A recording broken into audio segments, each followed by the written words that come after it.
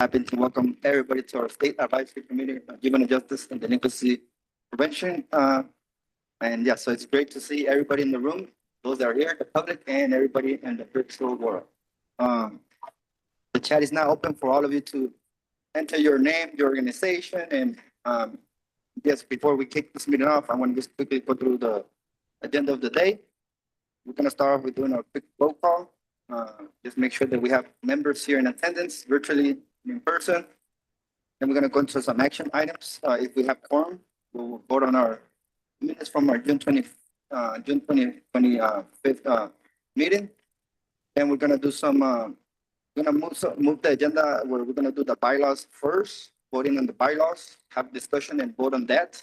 And then from there, we'll jump into some SACJJDP committee updates from the chair, myself and co-chair Franco right here. And then we jump into OYCR focus on Juvenile Justice Commission stateways, OYCR systems change and equity division chief Marcia, Julian, and Darius are going to be sharing information about OYCR's work to support county commissions. Then from there, we'll jump into subcommittee updates. So we'll hear from all of our committees, what they're doing, all the work they have been doing since our last meeting. There's been a lot of work that has been done since our last meetings from every committee. So it's really good and excited to see that that's moving along. And I want to just get to hear from all of them, and we'll take an active role in asking questions about the subcommittees and maybe just engaging with the chairs and the representatives of each of the committees and make sure that if there are any questions we have to ask, we do that in that moment. Then after we do the subcommittee updates, which is going to probably be most of the meeting, most of the chunk of the meetings be all those updates, we'll jump into a quick break around 12:45, 30-minute break. And we are going to be having the recommendations about food purchases and drinks during this time. And then from there, just take time to take a quick little break. Then we'll resume the meeting around 1 or 1:15. I think that's the time. Well, we'll see how it goes, right? How the meeting goes. Then from there, we'll jump into a SB 823 DJJ realignment report. We'll hear from New Data and Research Division Chief Camila Holloway about the report OYCR recently published in partnership with the Applied Survey Research that takes a comprehensive look at the implementation of DJJ realignment 2 years after the full closure of the DJJ's facilities in May of 2023, I mean. And lastly, we'll do a public comment, open the public comment for the public, any comments they have, that hear from the public, and from there we wrap up our meeting, we adjourn, and we go home. So that's the agenda. But before, I'm gonna turn it to Tara to do a quick instructions for the members how to participate. Then pass to Vice Chair Franco to do roll call. But I'll pass it to Tara. Thank you, Chair Mendoza. Good morning, everybody, and welcome. We'll have brief instructions for this meeting. Member participation is welcome throughout the session. There will also be opportunities throughout today's session at designated moments for public comment. During those designated opportunities for public comment, participants, members will have 2 minutes for their comments. Members of the committee and members of the public may post comments to the Zoom chat throughout the meeting. Our team will note the comments and prompt them for acknowledgement during the designated comment period times, public comment times. In order to participate in today's meeting, if you're joining via Zoom, for non-members, please be sure to keep yourself muted throughout the duration of the meeting. And then during public comment, if you'd like to make a public comment, you may raise your hand in Zoom. When called upon, you can unmute yourself, and you may also turn your camera on if it's not on when you make your public comment. We'll lower your hand once your name is received. If you're joining via phone, you may dial *9 to raise your hand. We'll call on the phone number that you dialed with. When asked to unmute, you can do so by dialing *6. We'll lower your hand once your name is received. When called upon to speak, if you're dialing in by phone, please be sure to eliminate background noise before unmuting.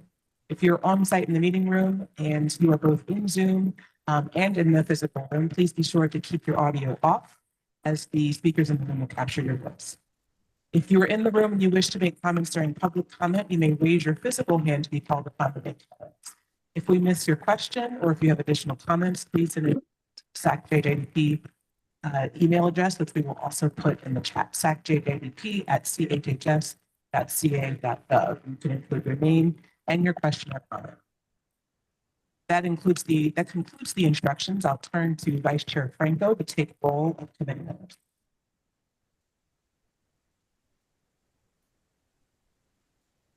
Thank you, Tara. And thank you, Chair Mendoza. I will start now by taking roll of committee members.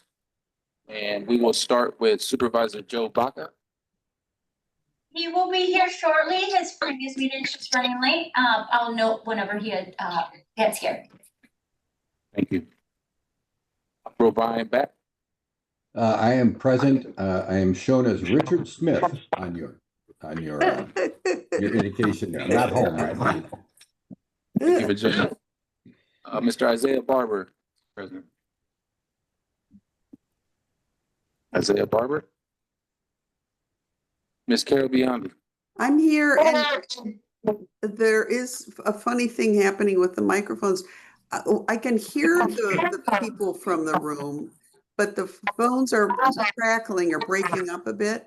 And now as I'm speaking, there's a reverberation or something. It's not, yeah, it's weird. I don't plan to speak very much, but maybe. Okay, thank you for that. I think it may be the projector making a humming sound up here. We'll try to clear this up as soon as we do roll call. Thank you. Moving along, Dr. BJ Davis. Present. Thank you. Dr. Carly Durkheisen. I'm here. Sorry I couldn't be there in person. That's okay. Thank you for joining.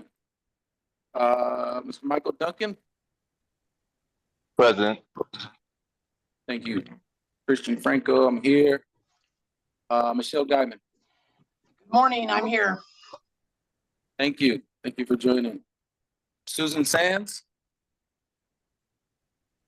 Susan Sands. Susan is not with us today. Monty Magic McKay. Monte. It's Magic with us. Okay, thank you. Mr. Mendoza, Chair Mendoza. Dr. Porter. Present. Porter. Thank you, sir. Present. Thank you. Mr. Tyreek Ship. Dr. Mimi Silbert. Dr. Mimi Silbert. And Dante Williams. Dante Williams. Okay, thank you. This completes the roll call. And with that, do we have 9? We do have quorum. Okay, thank you. So we do have quorum. Thank you so much. And roll call is complete. With that, I will pass it back to Chair Mendoza. Thank you. Now let's go into just welcome everybody here in person. Thank you for being here in person, everybody here. Everybody's virtually. Now let's go into our first item, which is basically approving our minutes from our June SACJJDP meeting. Can I have someone to motion for approve the minutes for the June meeting? Back But in and the- move approval. We have a motion, approve the minute by, who was that again? I didn't hear that. Judge Back. Back, any seconds? A second? I'll second. This is Carly.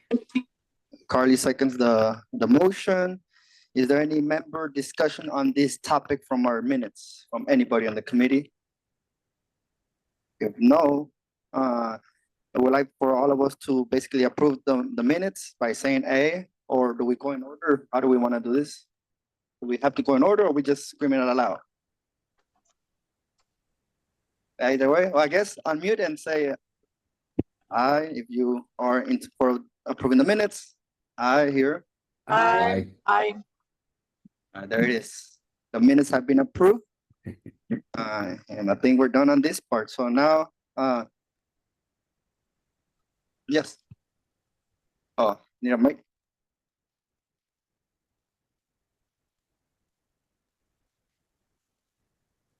For the purposes of making a record, you'll need to ask if there are any no's and any abstentions okay. before you All approve. right, Thank you. Thank you. Apologies, Chair. Before I wrap it up, is there any abstains or no's on voting for the minutes from anybody in the committee?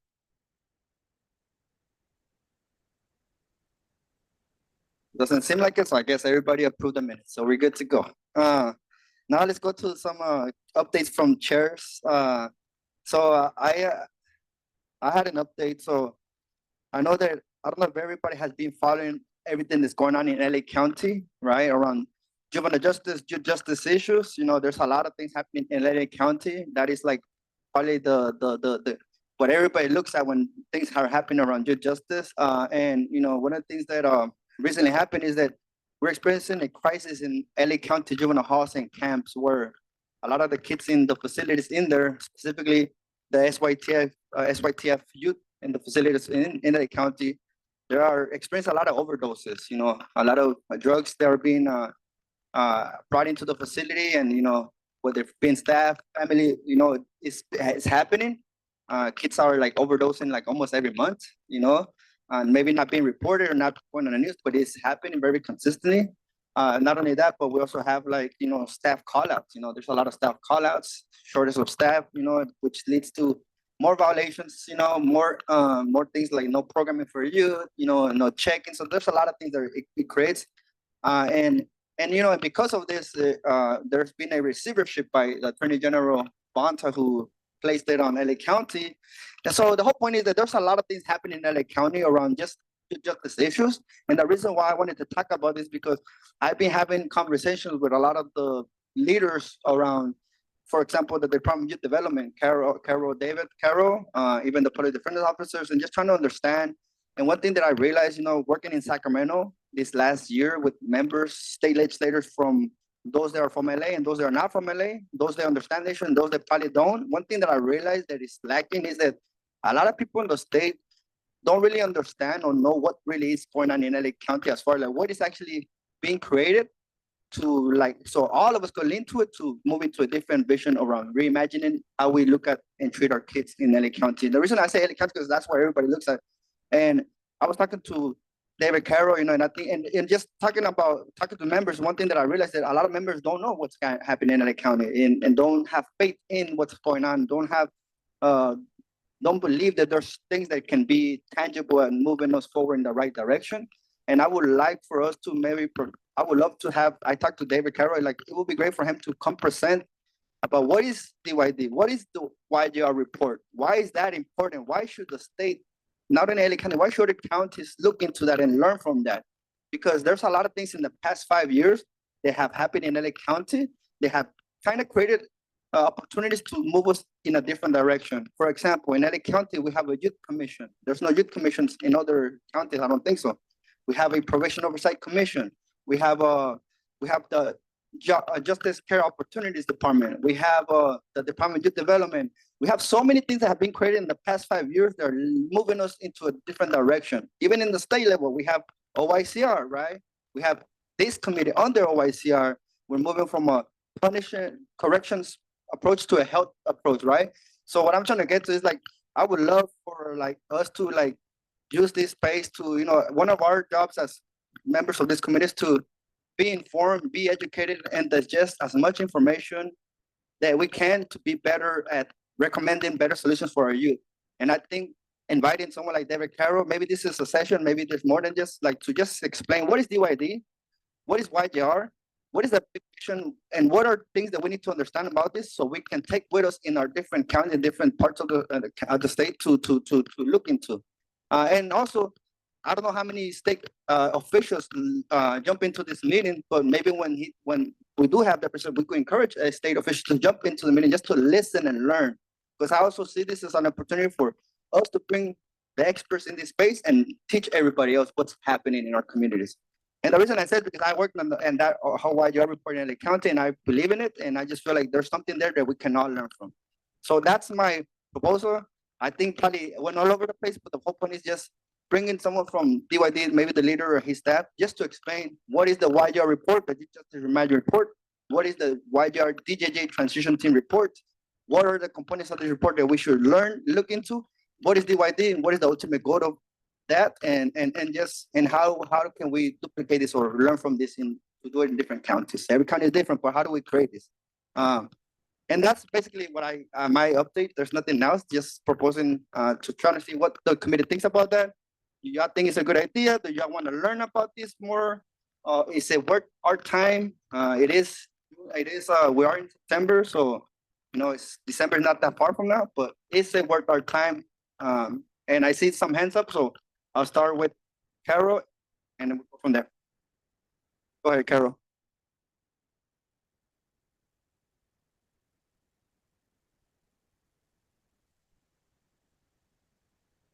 You're on You're mute. muted. But now you're not, I think. You're Ken, gonna, I couldn't agree with you more. Over the years, there's been a tremendous amount of work done by the community with probation support, for instance, Kilpatrick, let's start there. And then we have the POC that's doing extraordinarily excellent reports and work and is telling the truth, is getting it out there. Then we have PYD. But the problem is it's not getting from the research and the policy and the work that's being done to practice. It's being completely ignored by the people that are responsible for these facilities, by the board, by the probation department. There's an article in the Daily News from yesterday that says that the board doesn't want the receivership. They'd rather just, have you go away and give us the right to do whatever we want. 20%, this article said, of the workforce is showing up. 20%. The rest are getting paid. I mean, it's just, it's beyond shocking, the lack of transparency from the probation department and the board is really criminal, in my opinion. These boys, with $1 million a year per kid per year, they are being abused and not helped. And a receivership at a minimum with somebody else who cares about what happens to these kids needs to happen. And Kent, the more air, the more exposure we can bring to that. And I believe it's our responsibility and what we should be doing. So I would say, in addition to David Carroll, we should be bring Wendelin, who's head of the POC as well, because it is shockingly bad and has been for many years. yeah, I agree. And Wendy's another person to think about. I have another hand up. Go ahead.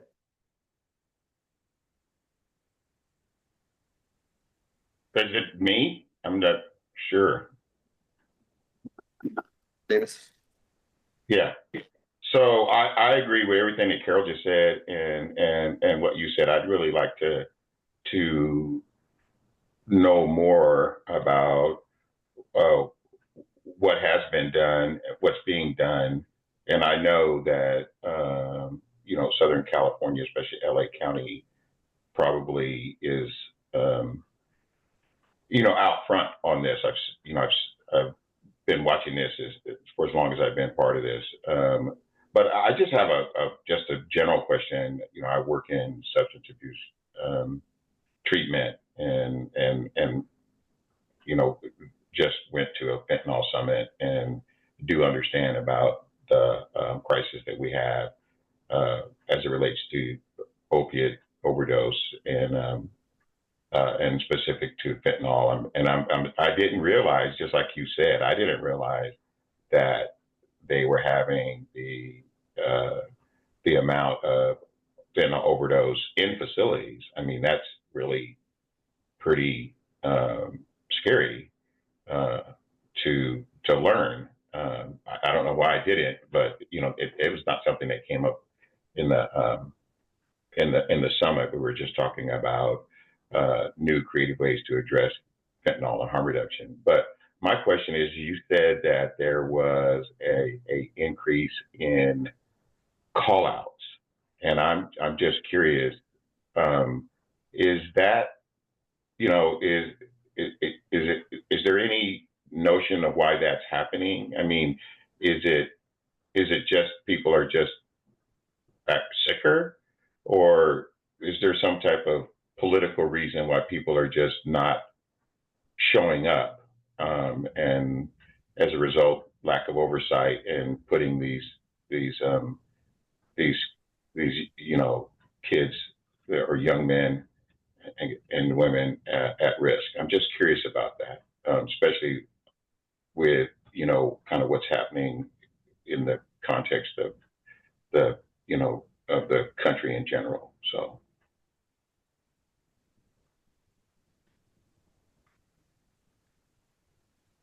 Hearing that there's people like calling out sick and stuff like that, and or just I think it's also one thing about like just the staff not feeling safe around the youth, or you know the like just being around the youth can sometimes feel like they're, you know, it's they just aren't connecting with some of the young people on some of this staff, and they are just not trying to be around them sometimes, you know. So I think it's stuff like that also because, you know, people get injured. So I think there's just many reasons why. I wouldn't pinpoint one, but I think one of them is also because they are not connecting with the youth meaningfully, which it doesn't create real positive relationship between staff and youth, which leads to a lot of negative things, and one of them being staff calling out because they don't want to be around the youth. And I think that's why learning about something like what DYD does, the components of YDR, it's important because that is what we're trying to accomplish in our systems. How do we, you know, make sure that our staff is meaningfully supporting our young people and they're actually there for them, you know?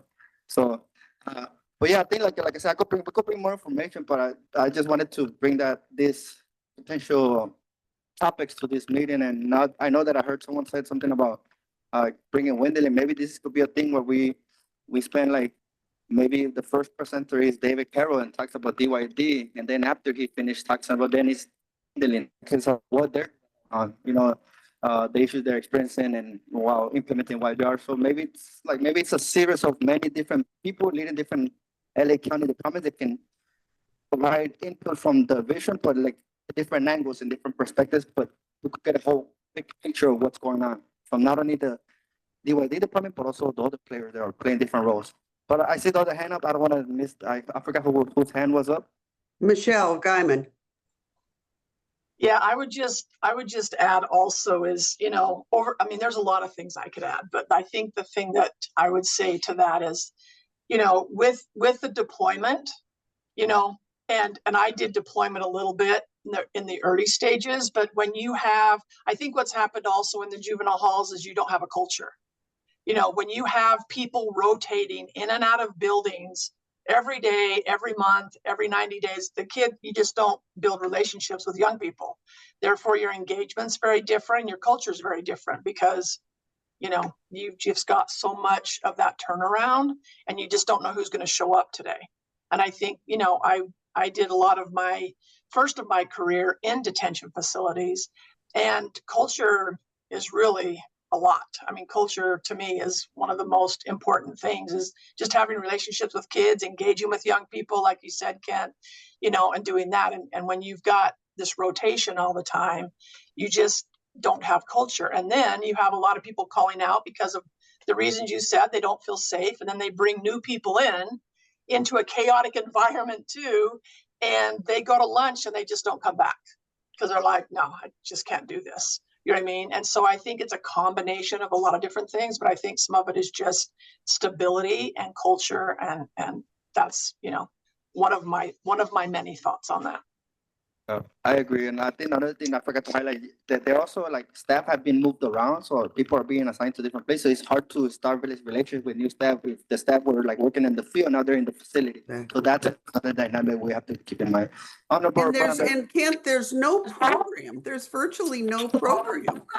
They let the CBOs, the very few that were there, often can't come in. So these kids have nothing all day long. No wonder there's the level of drug abuse going on.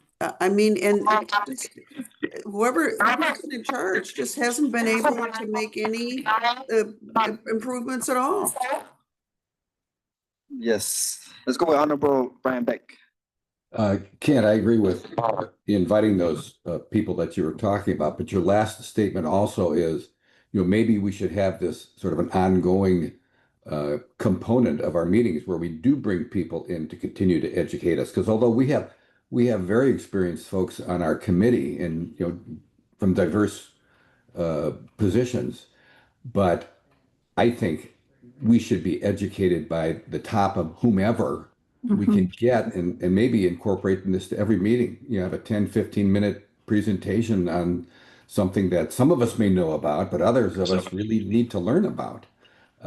Because I think one of the things that we've always been concerned about is the scope of what our committee is supposed to be doing. And one of those things, and I think Carol and Michelle and BJ will correct me here, we've also talked about how we're supposed to be advising the governor directly on issues of juvenile justice in our state. And before we can really competently do that, although we have a number of competent people on our committee, don't get me wrong, I think we need to continue to be updated and educated, for example, as you're saying, with what's going on in LA, but also Yeah. what's going on in other parts of our business and our state. Yeah. Nope.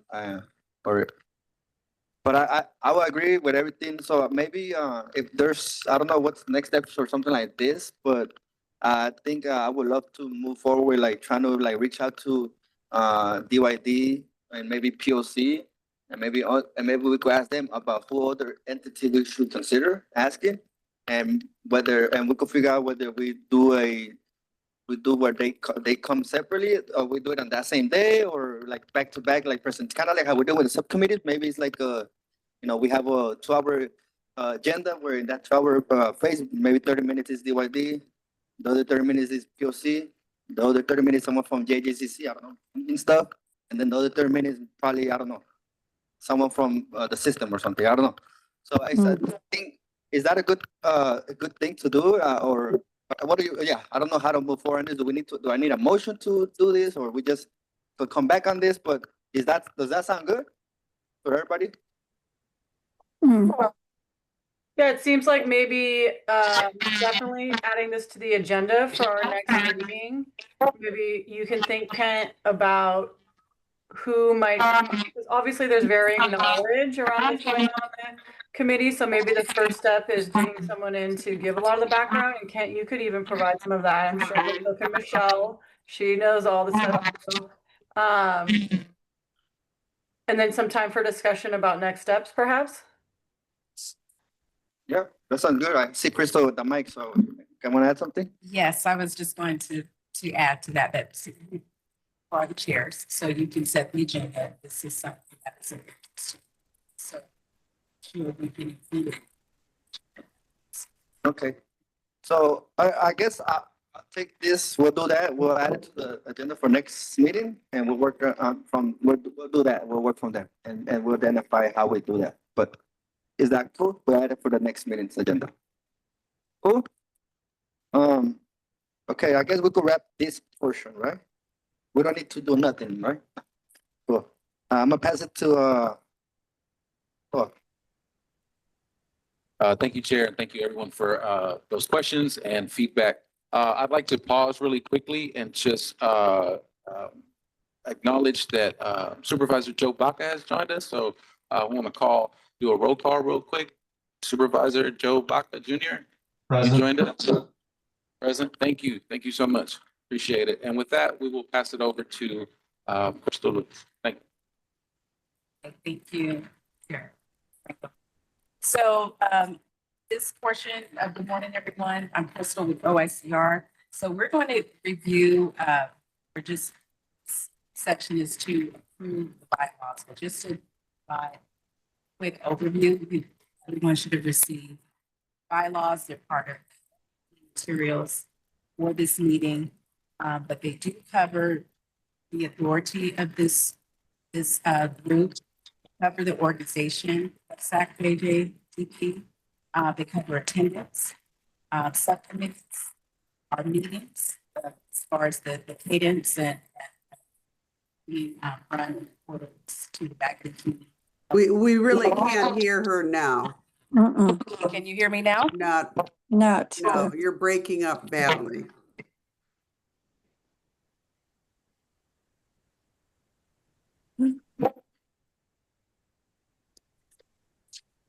Okay, not sure where I left off, but the bylaws do cover the authority for this group under the JJDP Judge Delinquency Prevention Act, covers the organization of the SACJJDP, attendance, subcommittees, meetings, quorum, and written materials and things like that. It's a general set of bylaws. And at this time, we would like to open the floor for any questions or discussion from the members about the proposed bylaws.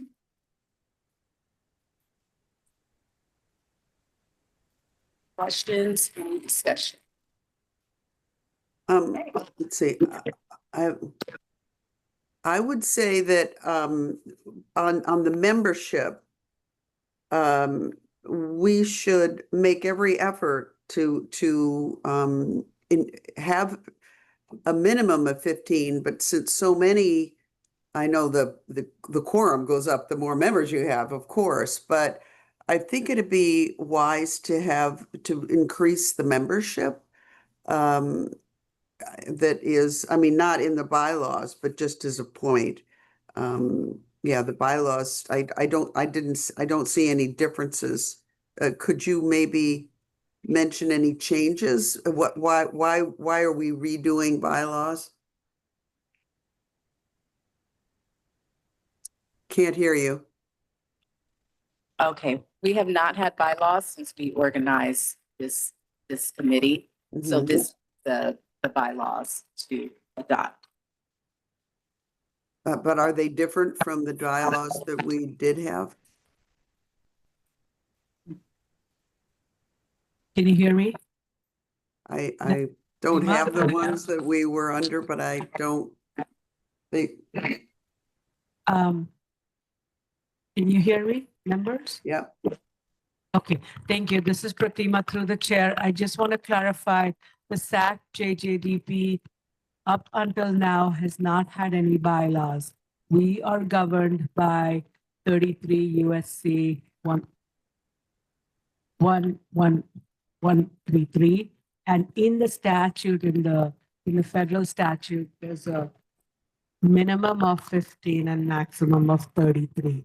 So the bylaws are basically adopting what the statute says. Well, it's a lot longer than the statute.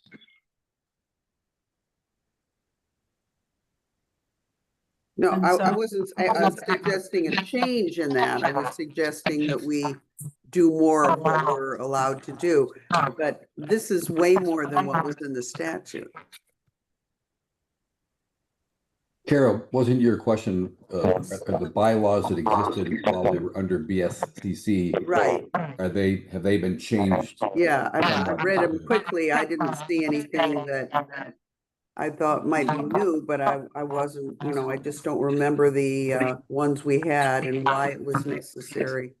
Well, I mean, I know why it's necessary to do it, but Through the were there chair. changes, additions or anything from prior?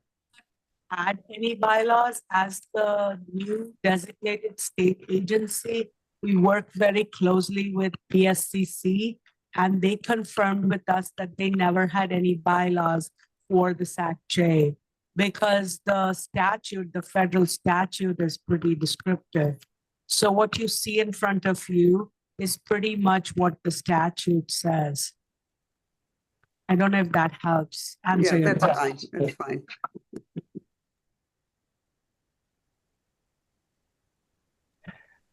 This is Carly. Can I just jump in? I just wanted to let you know that the sound issues are continuing, and we're surviving. And this is just a reminder again to me how important it is to be there in person. But perhaps an earlier lunch break to try to resolve these in a little bit might be a good plan. But then I also just wanted to add to what Carol was mentioning about the bylaws. So if these are obviously we've been dictated by JJDPA, and then now these bylaws, these make sense. They look good to me. I think my only question and recommendation is, I think we need to build up our membership a bit more. I think we have a good amount of folks on our membership roster that actually do not regularly, and I think there's at least one person who has maybe attended in the last 10 years that I've been Oh, on. no, it's longer than that, Charlie. So No communication for probably more than 15 years. yeah, so I think we could consider like our current member roster, and then I know that I mean, I have a short list of folks who I think would be great members. So maybe we can talk about how we can encourage new folks to apply or be referred or whatever that process is. Thank you. I agree.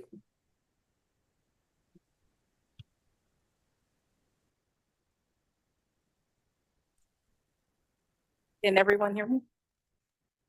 Okay, so we're happy to forward our application to you, to anyone who has individuals that may be interested in membership. And then we can coordinate with the governor's office to appoint new members. So we're happy to accept new members. Great. Crystal, what is our current membership at this time, or anyone there? I believe it's 16. So we have, Sorry, Judge. This is Catherine Lucero. I did want to chime in for a minute that this is exactly why we are evolving to have bylaws, is because there have been folks appointed that have not made themselves available, but we don't have any governance tools. So this is a governance tool so that we can move and flow and have folks present that the governor has appointed, because we are not in charge of that process. So I hope that I'm communicating the need and then the purpose of why we need a governance document. And we are happy to increase the number, but I think this will also help us to have folks present and appointed that are available.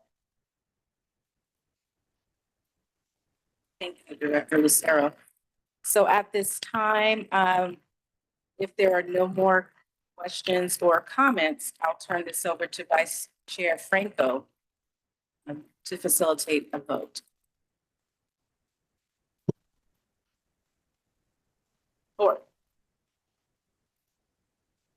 So before we vote, is there a motion or a desire to amend the bylaws to increase the number of membership within the bylaws?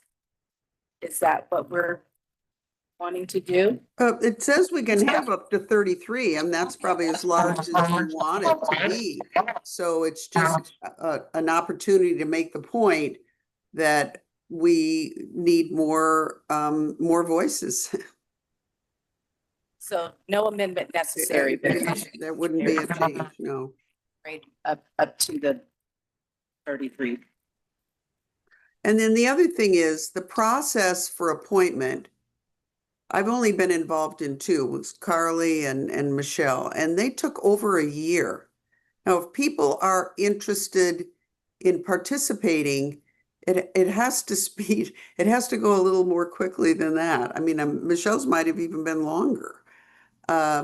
So that's something to be concerned about too, as we, I mean, clearly you had a better track because you were able to appoint people as soon as it became OICR's responsibility. But in the past, it's been very lengthy. So we can expedite that process as it is a priority for this committee to have, you know, the membership needed to be successful. So no worries about it taking a year. So please, we'll send out applications to those of you that express interest in passing on information about this committee. And now I will turn it over to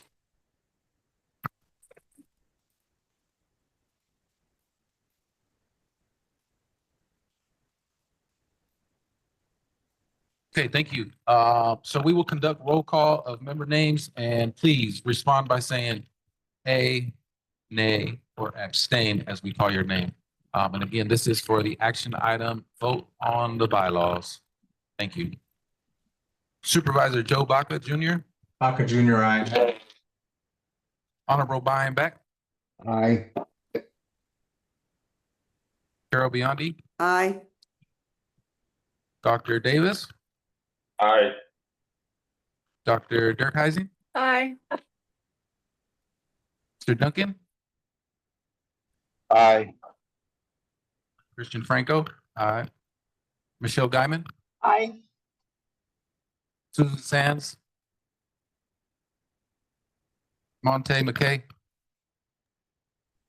Mr. Mendoza, Dr. Porter, Aye. Tyreek, Mr. Ship's not with us, Mimi Silbert, Dante Williams. That concludes the roll call of member names. Do we have the required votes? Yes. Okay, thank you. The bylaws are approved. I will pass this meeting back to Chair Mendoza. Thank you, everyone, for your vote. Thanks, everybody, and we are a little bit ahead of our time, but we're still not that bad. Now we'll turn to our next item. I will introduce OYCR County Liaison Darius Parak, Regional Specialist Julian Elliott, and OYCR Systems Change and Equity Chief Marcel Rincon Gallardo, who will share with us a presentation on OYCR's focus on juvenile justice commission statewide. And if you recall, at our good meeting, we had a public comment from our member of a county commission in more support for the network and opportunities to collaborate. So I'll hand it off to you. Thank you, Chair Mendoza. Good morning, everyone. I'm happy to be here and to start and frame a little bit this presentation. Really appreciate the opportunity to be with you here today. And yes, following our last quarterly meeting, the State Advisory Committee meeting, OICR was asked to present on our ongoing work to provide technical assistance to California's many juvenile justice commissions and councils. And so what we want to share is that from the very onset of OICR's inception, it was always our office's intent to ensure that commissions and councils were supported at the state level as they seek to promote accountability in their local juvenile justice systems. As we will share, and you will hear from two of our staff presenters, is that OICR in the time period of these past 3 years, we have in fact have attended hundreds of commission and council meetings to the tune of about 300 in this time period. And then we have also answered numerous requests for technical assistance along the way to the tune of about 100. So over the course of this presentation, we will share how and why this work is so vital to OICR's mission, as well as to how the State Advisory Committee can also begin to support the commissions on an ongoing basis. We will be joined by Julian Elliott, who is our regional specialist for Southern California counties, and then also by Darius Barak, who's our Bay Area liaison. Now, this presentation will proceed. We can go to the next slide. We will do this presentation in 3 parts. First, Darius will explain, for those of you who are unfamiliar with the various commissions and the difference between the commissions and the councils, he will do a short presentation on the difference between them and then how they can receive technical assistance. Following this, Julian will discuss the technical assistance that we have provided, sort of the history of it, and the impact of this TA across the state. Finally, Darius will discuss the upcoming opportunities that the State Advisory Committee can have to collaborate with California's commissions and councils to promote compliance with the core requirements of the JJDPA. Darius, I'm handing this over to you. Thank you. Can everybody hear me all right? We can online. Wonderful. Good morning. It's wonderful to be here. As Marcia mentioned, there are many different types of commissions and councils within California's youth justice system. And many of these commissions and oversight bodies have similar names, roles, responsibilities, and acronyms. So we thought that it would be best to start by level setting and explaining what are the three types of oversight bodies that OICR provides technical assistance to, and then what exactly do these councils and commissions do? So the first one that I'm going to start with explaining and talking about are juvenile justice commissions, or JJCs. And JJCs are a civilian oversight body that are appointed by a court to inquire into the administration of juvenile court law within a particular county. What that means is that they have the power to inspect, report on any jail, lockup, juvenile hall, security treatment facility that's been used to securely detain a youth for more than 24 hours a day. And to do that, they will access. Okay, I can do that. Yeah. Right here, good? Yeah, I can do that. Everybody hear me better now? Should be able to? Okay, wonderful. So like I was saying, these juvenile justice commissions can hold hearings with the judge of a juvenile court, issuing subpoenas to require attendance, testimony, and the production of papers. So they're a powerful form of independent oversight within California's youth justice system. The next type of commission that we're going to be talking about today is a Juvenile Justice and Delinquency Prevention Commission, or JJDPC. And unlike JJCs, which exist in every single county across California, JJDPCs are actually an optional commission where they can be appointed and created by a board of supervisors focused on delinquency prevention efforts within California. Now, where this might get a little confusing, and oftentimes they're used interchangeably, is the fact that members of the county's Juvenile Justice Commission can actually be appointed to the Juvenile Justice and Delinquency Prevention Commission. And so throughout the course of this presentation, when we refer to JJDPCs and JJCs, for all intents and purposes, they're pretty much synonymous. The only reason why you'd have a JJDPC is so that the Board of Supervisors can allocate funding, but they pretty much carry out the same functions. So just wanted to share that information there. And then finally, the final thing that we're going to be talking about today is Juvenile Justice Coordinating Councils. And so unlike the JJCs and JJDPCs, JJCCs, or Juvenile Justice Coordinating Councils, are a multi-agency body. So they not only have civilians in the form of community members, but they also have representation with the chair of probation, or the chief of probation chairing the council, with representation from the district attorney's office, public defenders, county office of education, law enforcement, the board of supervisors, social services, mental health, right? So everybody that's at the table that's supposed to be focusing on juvenile justice is at these juvenile justice coordinating council meetings. And so annually, these JJCCs will meet to develop a comprehensive plan, all the different activities and funding that are going to be used to support the programs that are going to prevent youth crime within a particular county. Those plans get shared with our office for our youth offender, juvenile justice realignment block grants. And so by having those three community members, it really ensures important civilian oversight into the fiscal and programmatic outcomes of all the various commissions, of all the various services that are being provided to youth within the county. I went over a lot of acronyms really quickly. So before I pass it off to Julian to talk about what we do, I just wanted to quickly pause and see if any of the members had any about the councils or commissions. Seeing none, I'll pass it to you, Julian. All right, sounds good. Thank you, Darius. I hope everyone can hear me okay. Okay. Well, since OICR's inception, the office has provided technical assistance to juvenile justice commissions and councils from across the state. Although the requested technical assistance can vary from county to county, our support has typically focused on 5 non-exclusive core areas. First, we support counties in building diverse countywide collaboratives that include not only system representation, but also community and youth voice. Second, we promote practices that aim to reduce the transfer of youth into the adult criminal justice system. Third, we offer expertise on juvenile justice law and policy to support councils and commissions in their knowledge of court functions. Fourth, we work to expand community-based responses and interventions through capacity building. And finally, we encourage data-driven decision-making and policy development to support counties in utilizing evidence-based practices to guide their work. Next slide, please. Since OICR was established, we've worked to be deeply engaged with juvenile justice commissions and juvenile justice delinquency prevention commissions from across the state.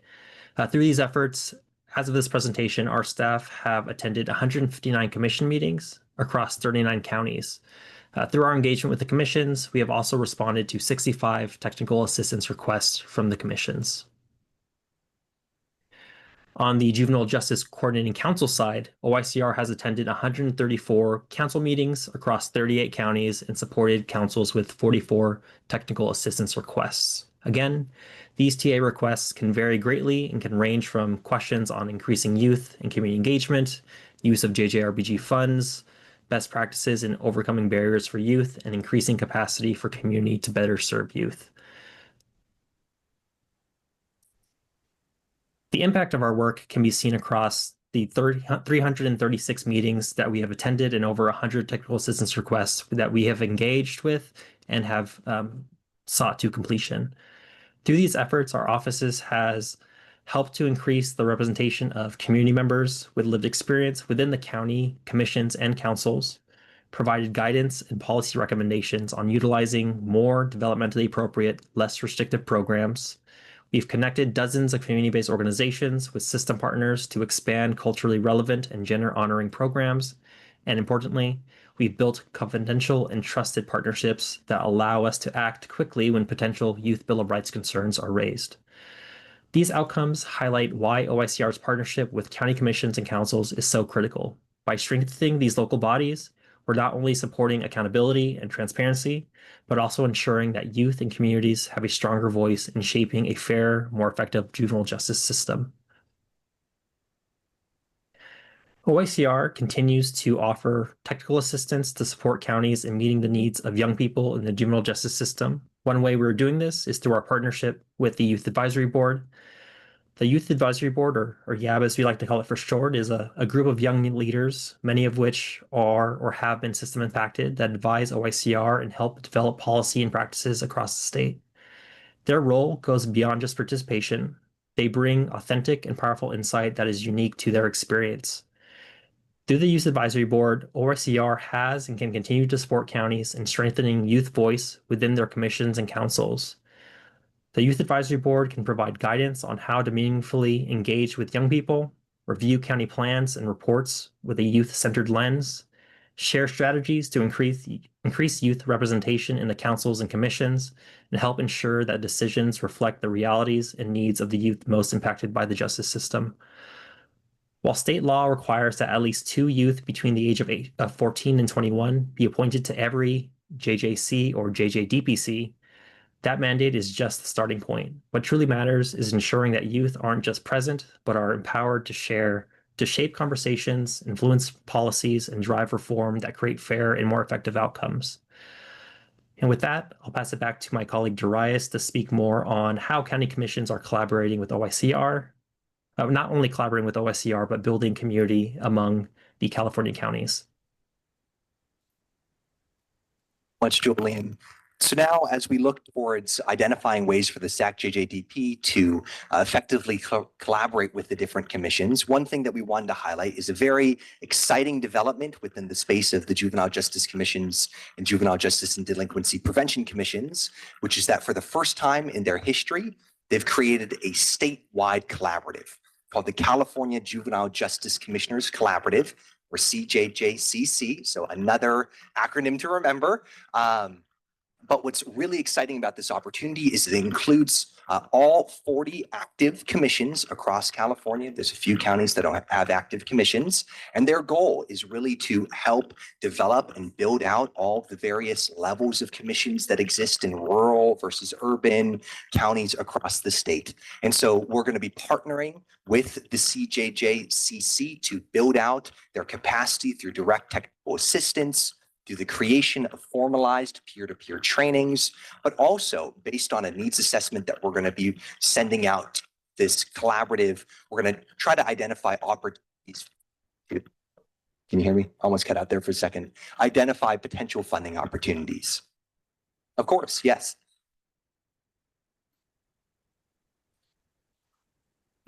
And when you're saying commissions, just to be clear, you're talking about JGCCs. That's what you're talking about. No? I'm talking about juvenile justice commissions and Okay. juvenile justice and delinquency prevention commissions, so JJCs, yeah. Okay, I'm just, because I sit on the JGCCs, I'm like, is that the Yes. one we're talking about? That No. that's the coordinating council going Okay, all okay. the way back. That's a different, there, So it's not the same. Okay, okay, cool. no. The Alright. coordinating councils are different from the civilian commissions. So the one that you sit on, it's multi-agency, there's a lot of people involved. JJCs and JJDPCs are civilian only. Of course. I appreciate the question. I also see a question from member Biondi. If I can take that now or at the end. All of this is very heartening, very good that there are so many people that are care about these, what happens to these young people and the experience that they have. But are they allowed to go into these facilities and talk to the youth? Because what I've seen over the 25 years, 26 years I've been doing this in LA is that it's not impacting or improving the experience that youth have either in the community with the amount of resources that the state provides for counties for services and program. We want to keep them out of these facilities. But in LA, which is all the only area I know anything about, as does Kent, know a lot. I don't see the valuable information and work and participation. And one impact is way more individuals with lived experience are on these, and that's over the years. That's a huge improvement in the conversation. But where does it and how does it force those people who have the responsibility, the probation chiefs, the board of supervisors, to actually implement or listen to these voices? Because meetings don't get you anywhere if it doesn't impact the youth that are experiencing this probation oversight, either in the community or diversion or in the facilities in particular. So I've served on many of these over the years, and we come up with great recommendations and reports from caring individuals, and it doesn't get where it belongs. Thank you, Member Biondi. I hear several different questions in that, and so I'm going to try to address them in turn. And if I miss anything, please feel free to follow up. So first, I'll start by saying that I used to serve as a juvenile justice commissioner for 6 years prior to being at OYCR. So I spent 4 years as a youth commissioner, and then 2 years as an adult commissioner in Santa Clara County. And so I can certainly, I might be a little biased here. But I think that commissions do serve a very valuable role in bringing civilians into facilities that are traditionally people aren't able to see. So we would inspect and visit and conduct site visits. As the youth commissioner, I was in charge of surveying all of the hundreds of youth that would come through Santa Clara County. We worked very closely at the time with Judge Lucero to have a court access user survey, which would then allow families to access parts of the court system that were traditionally they weren't able to access by listening directly to community members. And certainly it is an important part that we continue to build out the lived experience, or we continue to make space within these commissions for members of with lived experience and youth with lived experience to be able to speak out and bring oversight. LA County is a little bit unique, as it always is, in the fact that they don't have a JJC. There's only a probation oversight commission. But we're working very closely with that particular commission. They'll be part of our capacity building efforts. As it relates to what's the power of commissions, they're empowered by statute to directly recommend to the various different agencies that impact juvenile justice in the county what they think should be improved. Those reports are forwarded to our office, though not by statute. We've created a great relationship, and so they send them to us. But by statute, they send those to the Board of State and Community Corrections, who ideally will then review those various different reports. And through the partnerships that are created with the commissions, they can begin to force and create change by bringing attention to and creating oversight within the various different systems. But so hopefully I answered your question, but if I missed anything, no? Okay. Thank you. I mean, it is different in other counties, and Santa Clara has a very good reputation for the work they do with young people. I just wish some of it would get to LA. That's our hope as well. And then by providing technical assistance to the California Juvenile Justice Commissioners Collaborative, our hope is to really build out the capacity for all of these individual commissions to do the work that some of these singular counties are doing. And so whether that's through funding, through creating these formalized trainings. I mean, I saw earlier today, I apologize for calling you out, Commissioner Hanson, but one of the people who actually invited me or helped me on board to the Santa Clara County Juvenile Justice Commission is here today, but at Butte County. So there are decades of experience that exists within these individual commissions. And our goal is to gather that all together and help create a formalized training process.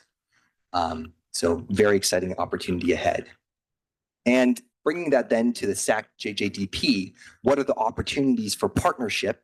Well, because the SACJJDP focuses primarily on Title II and the JJDPA, you're able to partner with the JJCs and JJDPCs in developing educational materials around jail removal and time limitations on secure detention in law enforcement agencies and sight and sound separation. So these commissions are actively, in many cases, inspecting these facilities for those requirements based on the state statute rather than the federal statute, but they're doing similar roles and creating accountability in similar ways. And so hopefully going forward, the SACJJDP will be able to partner with these commissions, or at least with the collaborative, to be able to develop materials around these core requirements that you're empowered to ensure compliance for in the state level.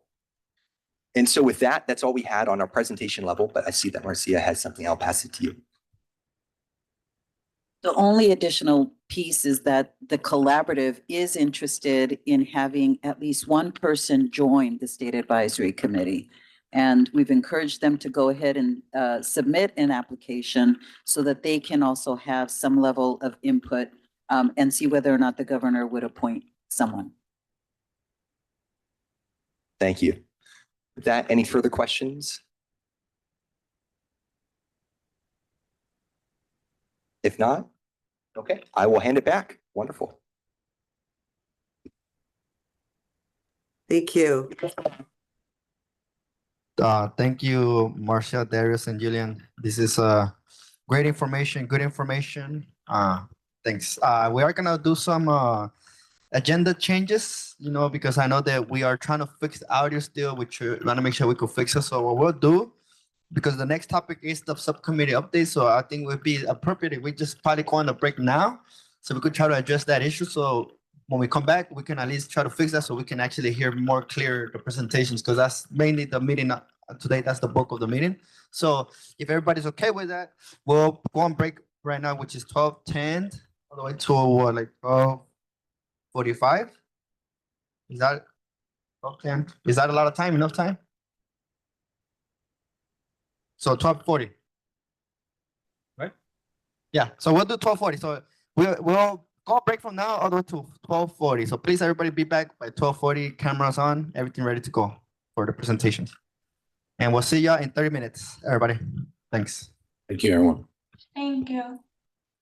Policy and Legislative Advocacy Subcommittee update, and that will be presented by Dr. Porter. Great. All right, thanks, Crystal, and good afternoon to everybody. So yeah, I'm the chair of the SACJJDP Policy and Legislative Advocacy Subcommittee. Next slide. And happy to announce our updates since our last JJDP meeting. We held our first meeting on August 19th, and then we held another meeting just yesterday on September 16th. So we met twice in getting stood up on this meeting here. During the first meeting, we elected our co-chair, which is Dr. BJ Davis. So we were happy to have him fill that role for us. We also identified and reaffirmed our purpose, which is to support the SACJJDP by tracking policy trends, analyzing legislation, and offering data-informed recommendations to advance youth justice reform in California to meet the goals and purpose of the federal JJDPA. You see listed here of our responsibilities to lift up community and youth voices, track policy trends and legislation related to youth justice, promote compliance with JJDPA core requirements, provide neutral educational resources to legislators upon request, and respond to formal legislative requests, and recommend data-informed strategies to SACJJDP. Our next slide. Or next slide, please. Is there another one? Okay. All right. So here's our meeting schedule and recruitment process.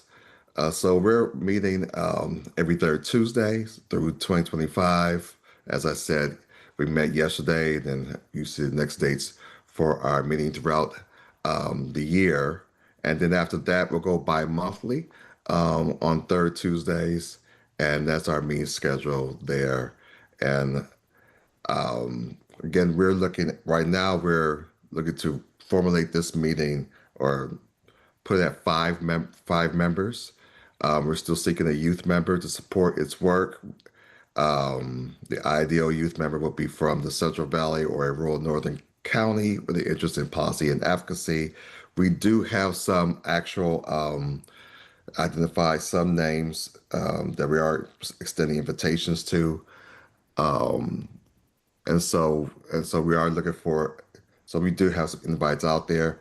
I'm happy to announce that we do have a new member on the subcommittee, Joanna Rasmussen, who is the chair of the San Mateo County Juvenile Justice and Delinquency Prevention Commission. And so she'll be joining us in our next meeting. And so we have 3 members so far. We're seeking 2 more. We also have an invite to a lecturer from Cal State LA, from member Carly. Thank you for that recommendation. And so we have that invite out there as well. Dr. Davis, is there anything that I missed? I know I'm missing something. Would you like to input? No, I thought you did a good job. I think that we actually met yesterday. We had a really lively discussion, and I'm really excited about the conversation we had yesterday, because it's one I think we should have been having a long time. I've been frustrated with some of the policies and legislations and seeming like some of them are not informed. It was interesting to realize that there's been a 13-year pilot program that we think should has impact and we're, we got a project already that we've decided that we can work on going forward. And I think that, maybe this larger committee, with all its resources and also the support that we had yesterday, is still trying to figure out what is the difference between recommendations, advocacy, and lobbying, and the extent of what we can do as it relates to our being subject area experts and not just gathering data, but after analyzing the data and seeing what the outcomes are, how we can provide that in such a way that stays within the regulations or our scope, but still be able to influence legislation that we think would be constructive for our juvenile justice system. So and that was the kind of conversation we had yesterday, and I thought it was a very good one. Yeah, thanks for bringing that up. We have identified a project, as Dr. Davis stated, for this subcommittee, which is to create a report on the efficacy and use of California's deferred entry of judgment pilot program. Like he had mentioned, the pilot program has been a long one, going on 13 years. So we want to see how can we move this from pilot, and it only affects 3 counties, and 2, moving forward, go from that standpoint to one that's actually statewide, and move from pilot to actual policy program, right? Yeah, the policy, exactly. Thank you, sir. And so we're excited to investigate that, research that, and see what our findings are on that. I believe that's all I have. Any questions?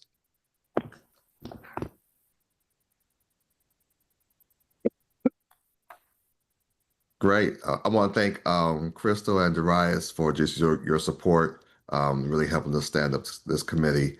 And I want to thank the interest from all the members, especially Supervisor Baca, for their interest in this. Thank you. And I second that. Crystal and Darius were great yesterday, because I'm sure dealing with me and Dr. Porter was like herding cats. Thank you, guys. Thank you. Any further comments or any questions? A great job to the committee. All right, thank you.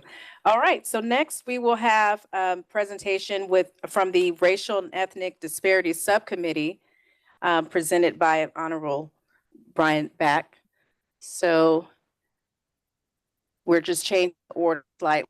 Just give us a moment. All right. Hello, everybody again. We had a meeting of the Red Committee last week.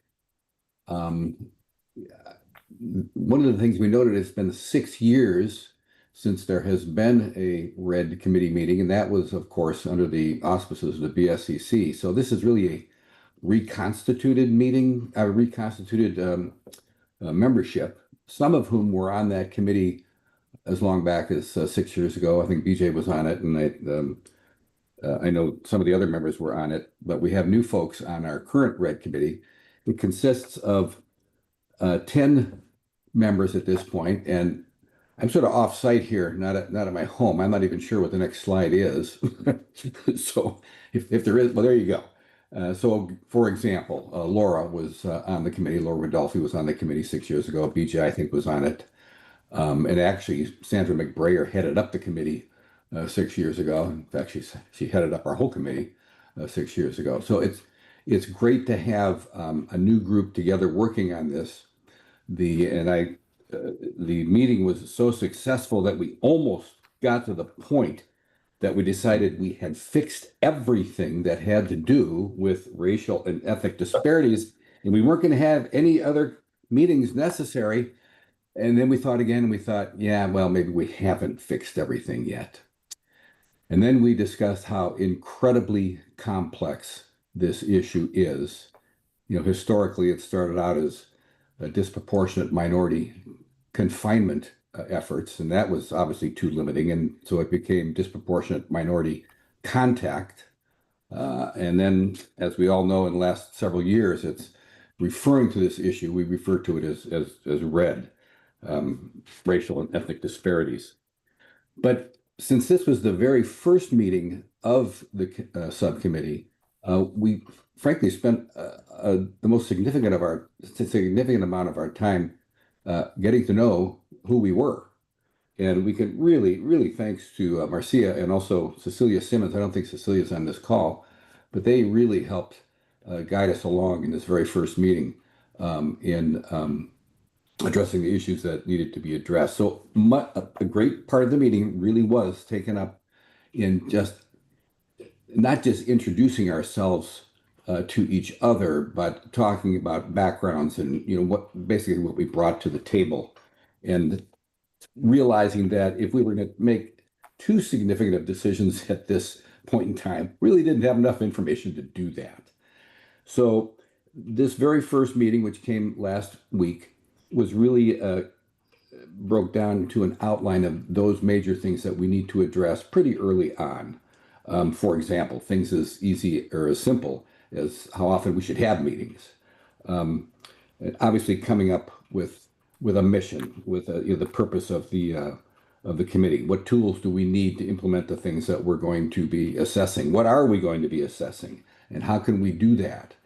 And I will say that in talking about these issues, I think you're going to have to hold this group back. I mean, I think people would like to get on the ground and really address this issue and not just talk about it in the committee meeting.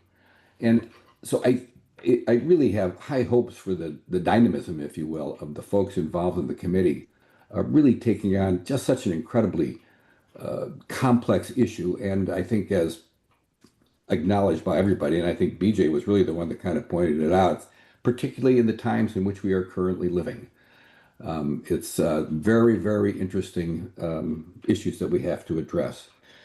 A couple of the logistical things we need to address at our next meeting. We'll be designating a co-chair. We also did discuss one specific item. We have 10 members on the subcommittee right now, and through just the way it's turned out, it was noted that we don't have anybody from Los Angeles. When I know from the legal point of view, there are 1/4 of all the judges in the state of California are in Los Angeles, which means a whole lot of justice or necessary improvements on justice are in that county. So we're going to be reaching out to, and people have folks that they would like to contact. We're going to be reaching out to it and add at least one additional person to the subcommittee, particularly keeping Los Angeles in mind. And in fact, once we started talking about it a little bit further, I think we had ourselves probably up to 15 or 17 members before we realized that we better just slow down and get our act together and figure out, how are we going to meet? When are we going to meet? What's our mission? How are we going to accomplish it? And how are we going to develop our action plan? So the diversity right now on the committee is very good, with that one noted exception, adding someone from Los Angeles. And I think everybody to a person is really looking forward to the next meeting, which will be, now we kind of know who each other are, and we'll be making those, some of them basic administrative decisions and basic policy decisions as to what we're going to do, and then be able to go forward and hopefully make a difference in this extremely challenging area of reducing racial and ethnic disparities. I don't know if we have any other, again, I'm off site. I don't know if we have any, there it is. Next steps and questions. Why don't you, if there's another slide, why don't you put it up and you can see what I've missed. That's it. Does anybody from the subcommittee have any comments? I think there are, a couple of people here that are on the subcommittee. And if not, that's my report. In fact, anybody who's not on the subcommittee can have questions. Can I ask a question? Sure. Or make a comment, actually, Judge Back. So it's shocking to me that LA is the gap in your committee, because on my committee, it actually took effort to make sure that we weren't all LA and we're more balanced. Right. So It's usually just the other way. yeah, exactly. So I'm so glad to hear that. It sounds like it's a good group of folks. But just to let you know, I'll try to think of someone. No one pops immediately to mind, but I know I'm going to think of someone if I have a few minutes, to think of someone here in LA that might be a good fit. So I can reach out to you, later. That'd be great. Okay. Yeah, that'd be great. Thank you. Anyone else? Any Also questions? I also was gonna offer the same thing Carly just did. I could look and find. I'll share info. I'm sure I could find some, but yeah. That'd be great. And Marcia is on the call, and that would really be the one to, forward any names or other information to, so that we would have that at the next meeting.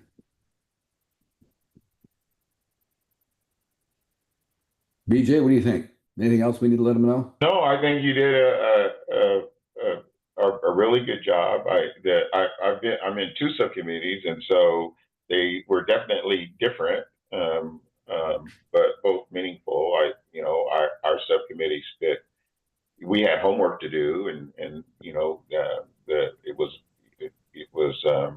we were asked to present images that said this, that indicate this kind of reflected who we were, was one, and then one that reflected why we wanted to be on this committee. And so all the members that were there shared in that process, and it was quite moving and engaging. I thought it was really productive, and Judge Back did a great job. Like he said, we had decided within the first 15 minutes that we had solved everything, and then we decided that maybe we hadn't, and we spent a lot of time. I think we're going to have the same challenge. I'm just going to say, after the two committees and the main committee, and Chairman Mendoza, I wanted to talk to him about that, but it's still going to be the committee that subcommittee is very. There's a lot of the individuals there that are committed to equity and inclusion, and within the context of what's happening in the country, and it's a committee that seems like they want to get stuff done. And again, I think what I keep asking you the same question over and over again, which is, what is it we can exactly do? Like, we're on these committees to try to make a difference in this system, and I keep hearing over and over again kind of the limits of our influence, what the scope is, what the scope's not, what the boundaries are, and me, I just want to go in and talk to the legislature and say, here's what you need to know, fix this. But of course, it doesn't work that way. And so I just want to, try to get clear on the extent of our influence and how we can best direct it in a way that is meaningful. And I think both the legislative subcommittee, and the Red subcommittee both are going to be struggling with that a little bit, but also very committed to doing as much as we can within the parameters that we have. So I think I reflected that, Judge Beck. Yeah, thanks. Anybody else have any questions or anything you'd like to raise? Okay, well, thank you very much. And I apologize ahead of time. I may have to cut out early. Thank you for that presentation. So next, we will have the Restorative Justice Subcommittee present from Efrain Morales and Dr. Jardine Clark. Welcome to this meeting, and take it away. Awesome. Thank you, Crystal. Good afternoon, everybody. My name is Efrain Morales, SACJJDP's Restorative Justice Subcommittee member. Good afternoon, everyone. I am excited to be here. My name is Dr. Jardine Clark. I am a licensed clinical psychologist, and I'm also the clinical director at Restorative Justice for Oakland Youth. We're based in Oakland, California. Awesome. Thank you, Dr. Clark.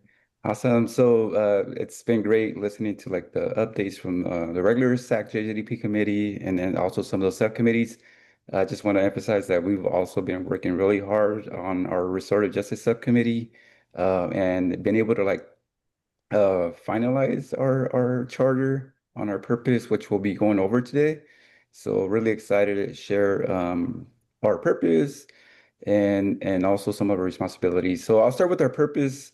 The purpose of the Restorative Justice Subcommittee is to advance healing-centered, community-rooted approaches to accountability by promoting restorative justice practices, understanding historical and systemic trauma, prioritizing relationship building, repairing harm, and centering impacted voices. So as a subcommittee, we will work collaborative to challenge punitive and exclusionary systems by promoting restorative alternatives.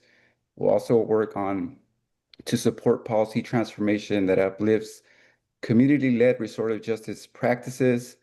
We'll also build capacity across institutions and communities to implement restorative justice frameworks that uphold safe trauma-informed collective care with dignity. And finally, we'll move beyond the oversimplified quote-unquote victim-offender binaries, recognizing the complex experiences of trauma, harm, and healing. I think very much sort of, I think, in line with, I think, what folks have been saying today. I think really thinking about like how we want to broaden our responses, not just for youth, but I think also for the communities in which they live in. And so I think part of our subcommittee responsibilities, we've been looking at really including more voices. So getting insights from stakeholders, youth with lived experience, harmed parties, survivors, justice system workers, restorative justice practitioners through listening sessions, and also voices from our youth advisory board and doing interviews with folks as well. I think also wanting to really contribute to discussions and the development of policy and recommendations for SACJJDP on youth restorative justice issues. And also, I think very much in line with what folks were saying earlier, is really connect with other restorative justice leaders and experts, particularly around how we respond to some of the things going on nationally, I think, and have experts identify topics and really lean into the 3-year plan and other SACJJDP priorities. We also want to engage with restorative justice policy initiatives that align with the committee's purpose. I think also create more awareness for folks around what restorative justice is, I think, and also how it is and can be an alternative and additional responses to what we're doing. Next slide. Awesome. So I'm happy and excited to say that we've reached our capacity as far as membership and recruitment. Our committee consists up to 15 members, including one chair, which is our SACJJDP chair, Mr. Kent Mendoza, our co-chair, which is Jessica Ellis, and a group of diverse practitioners, community members, and experts. And like I said, we are at capacity at 15 individuals. The chair and subcommittee will select and conduct outreach for members of the subcommittee. OYCR will also assist with the outreach. The subcommittee will make a final decision via a vote. And finally, members should have varied restorative justice experiences from across the state, including survivors, lived experience individuals.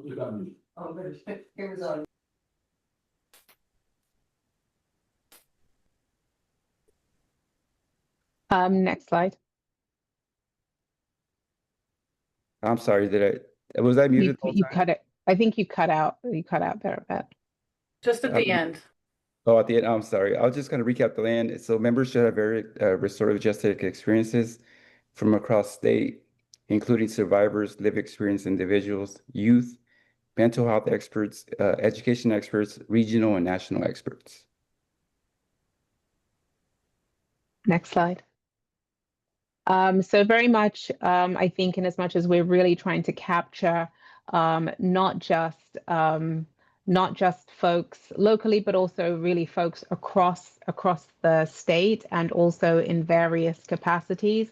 So we have Southern California representation, and Kent Mendoza, who is our chair, is also the associate director of local advocacy at ARC. ARC is Alternative Restorative Communities. We also have Prosecutors Alliance represented through Greg Solrestar, and Javier Stowring, who is the co-founder and executive director at Healing Dialogue in Action. And we also have Jessica Ellis, who's the executive director at Centinela Youth Services. I'm going to go from south to north. And also we have Stephanie Orton, who's the director over at Tribal Youth Resource Center. Oh, okay, or not. All right.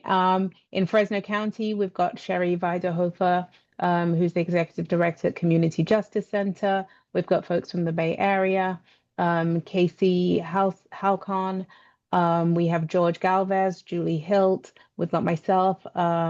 We have Efren as well, and Don Carney, who is at Youth Transforming Justice. And further north, we have Alana Tomic, and we also have Victoria Birch, who's a YAB member. And also from the Central Coast, we've got Rodrigo Jimenez at Youth Alliance. Again, folks in multiple capacity, multiple areas of expertise, community, as well as governmental roles. And the goal really is to have more voices at the table, and also get more input from folks around how we can incorporate restorative justice into our responses. Next slide. Awesome. Finally, as far as our meeting cadence schedule, the RJ subcommittee will meet no less than once per month, with additional meetings scheduled as needed. And finally, meetings are typically virtual. The subcommittee will hold at least one in-person meeting annually. So that's where we're at. We have been meeting. We met last month and are working out the schedule for these upcoming meetings. Definitely, being intentional about our meetings. An hour is very short, barely get so much done. So we're expanding our meeting times. We were also in the works of, at some point, meeting in person, which is, definitely important as a subcommittee, being able to have some camaraderie and be able to work together on certain projects. And also even do some restorative justice practices, right? We have some committee members that actually do have restorative practice work where they're interested in teaching us that, showing us that, so we could definitely have the full scope, the whole field of the restorative justice approach. Just want to thank Kent, our chairman Kent Mendoza, Jessica Aulis, and also Cecilia for all your logistical work, all your technical assistance. I know it's been a lot of moving parts, but definitely getting somewhere, and super excited what this committee is ready to do, ready to work, and ready to get some work done. So that's pretty much sums up our presentation. I'm not sure if anybody has any questions, any comments. I just have comments. I just want to give a shout out to Cecilia, OICR staff, who has really been supportive in this committee. Really, I hear that from the committees, as well as Jessica, and just the entire RJ committee members. They're all passionate people. They've been, even when we have our meetings that were supposed to be for only the people that could join, everybody ends up joining still. So it's you have a very committed individuals in this RJ, and I'm excited at the work they're doing. It's a productive space, and yeah, I'm looking forward to seeing what we get done in the next few months. But just wanted to give a shout out to Cecilia, who's not in the room, but she really has helped us a lot on this, and as well as Jessica, who's the co-chair, and everybody that sits and the presenters.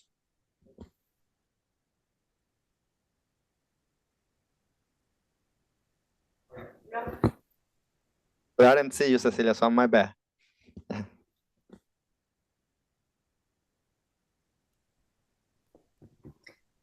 Thank you for that presentation. Are there any other questions or comments? Okay, thank you. So next, we will have presentation by the Community Investment and System Accountability Subcommittee, presented by the chair, Dr. Carly Durkheising, and myself. Thanks, Crystal. It's really exciting to hear what everyone's doing. I know like we're all kind of in the beginning phases, but it seems like there's a lot of energy and stuff is already happening. So we also just met yesterday, so just still kind of getting our bearings, but I think we have some good updates. So first, I'll just highlight that we were able to vote in a co-chair for myself yesterday. So Andrew Garcia is my co-chair. Unfortunately, he couldn't join today. He wanted to meet everybody, but there was a shooting in his area that he is responding to. He's works at a community-based organization as a violence interrupter and many other things. He also sits on one of the juvenile justice commissions for Tulare County, and he used to be down here in LA working for the Gang Reduction Youth Development Program. So he's done a lot of different things and we've worked together before. He's actually a former student of mine. So I'm looking forward to working again with him on this work in this subcommittee. So that was exciting. Another thing, I guess I'll actually read to the slides because I've already jumped ahead. But just as a reminder for folks, this subcommittee I see it as like a two-pronged approach. So one of our kind of central focus is really about like strengthening relationships between Title II grantees and other grantees in the state, and trying to figure out how we as a SAG and as a subcommittee can kind of establish a network or a community of grantees so that they can learn from each other, but also so that we can learn from them. One of the things that us as a SAG have talked about for many years is just feeling a little disconnected from the grantees. So we spend our time thinking about how Title II funds will be distributed, but then they get distributed and we don't hear much else sometimes. And so one of the things that we had decided on our first call was that we want to have grantees come and talk to us and present on their work. And so we had an amazing grantee, Crystal invited Russ Deignan from Operation New Hope out in San Bernardino. And so he presented to us yesterday on his just amazing work that they're doing out there. And so that was really inspiring and just it really kind of getting us to, I think we didn't have it, as much time to kind of debrief. As someone noted, these calls go quick. So we're going to do some thinking in between meetings and then have some discussion at our next meeting about, okay, how do we go about these goals of strengthening these relationships, establishing kind of a statewide network of practice so that folks can really learn from each other and we can reduce some barriers and we don't have to reinvent the wheel sometimes and stuff like that. So that was, I think, a really great start in that kind of first piece or that kind of first prong for the subcommittee. And then kind of the other piece is the system accountability piece, which is really focused on kind of exploring state and federal funding streams related to juvenile justice in California. But also ensuring that these funds are kind of administered appropriately, that there's some accountability and transparency around how they're being used, and equitable access. So in kind of our first step in that goal, Christian, who I don't think he's on the call today, but he was able to, at OICR, put together a document that essentially summarized all these different funding streams, which we could share with the larger group after this call. Which we didn't even have time to get to talk about, yesterday. So that was tabled to our next meeting as well. But that's kind of our first step in kind of thinking about, because even myself, I know a lot about all these different funding streams, but I get lost in the acronyms. I don't always remember who is distributing the funds and so on. And then also OICR has their own like set of initiatives that they're doing that's not necessarily Title II, right? So there's just a lot of different stuff going on in the state and a lot of different funding streams and mechanisms. And so we want to kind of look at how it's being distributed across the state and also just make sure that folks in the community and community-based organizations have access to applying to these funds. So that was kind of our first step related to those goals around promoting kind of transparency and accountability around funding. We can go to the next slide. So we currently have 8 members. Kent sent me a referral for one additional person who I'm going to be speaking with next week. I think might actually be on this call. So hello.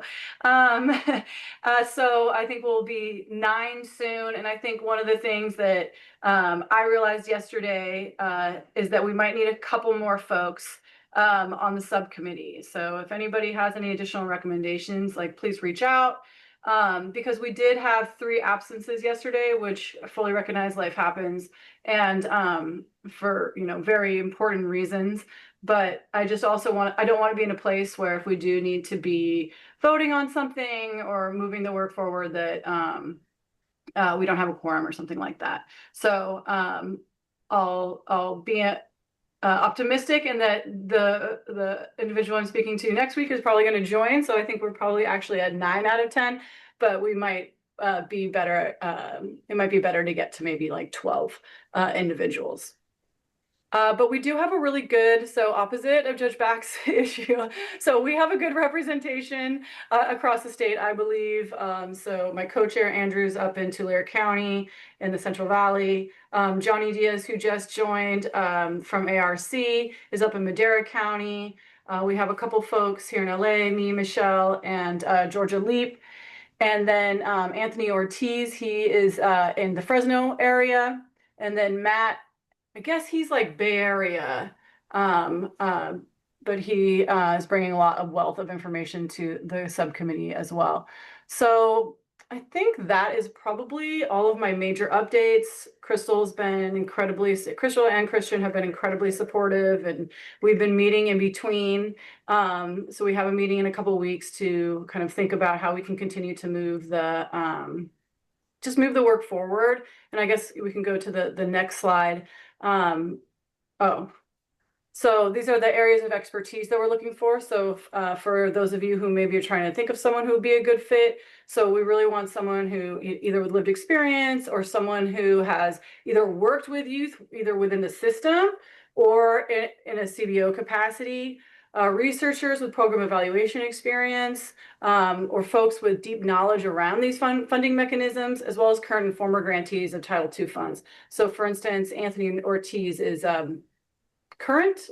former grantee, I think, of Title II funds as well. So next slide. So we've been meeting, we're shooting for monthly meetings, so we skipped August and we're going to be skipping December. We're also meeting on the 3rd Tuesday, popular day apparently, from 2 to 3. So we have 2 more meetings scheduled for this year, and then we'll start setting up our meetings for the following year. And I think those are all my updates. Crystal, am I missing anything?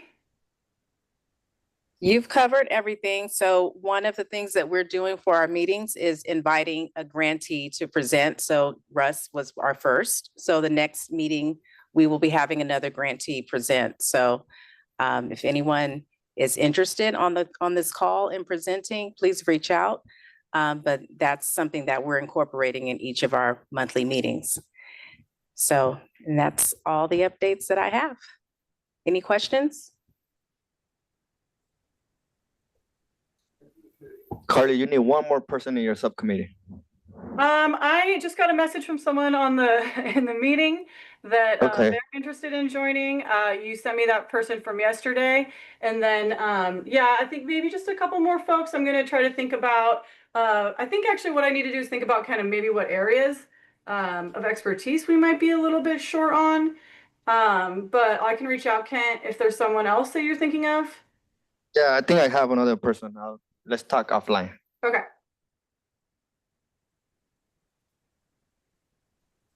All right. Any other comments?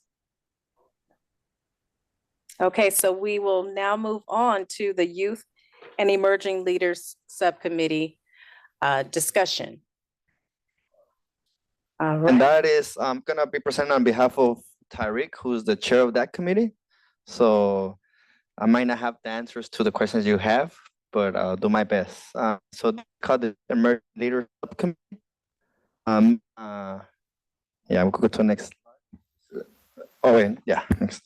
So right now, the Youth Emerging Leaders Subcommittee is currently meeting monthly.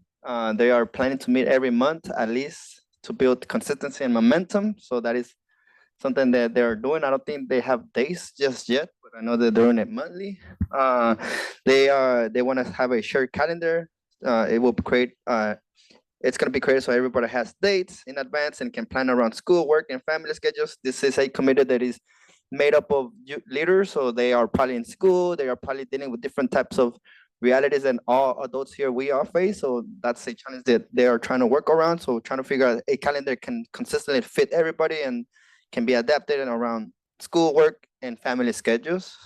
Next slide.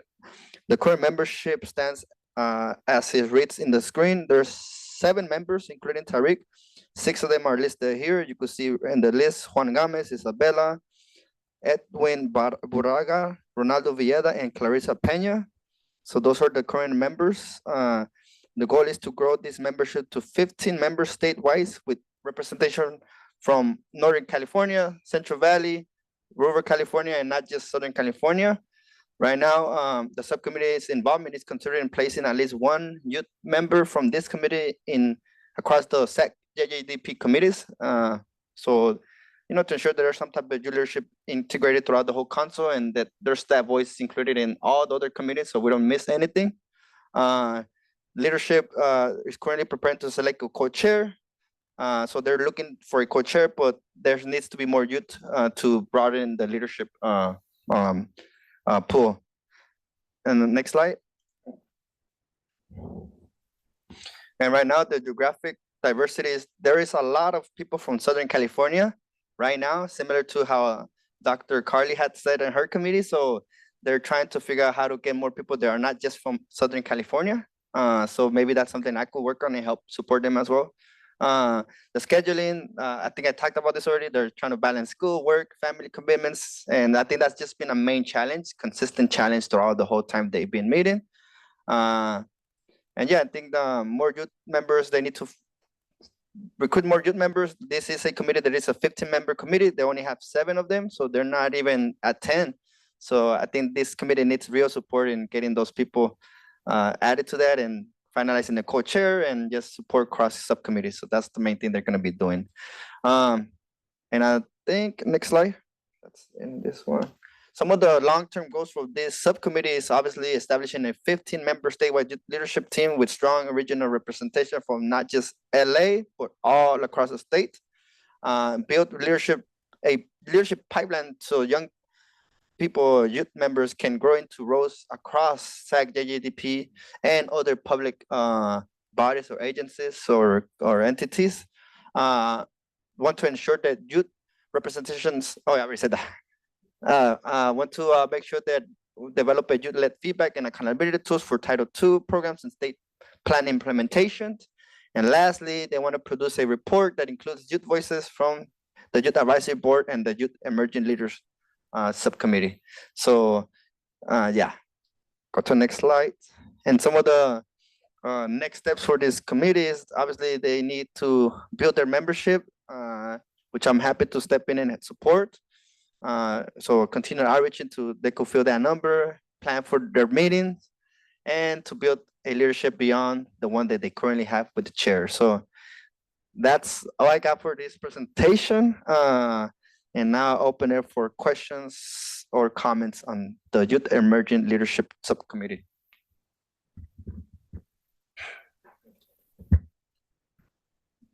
I cannot see the question. Is there a question in the chat?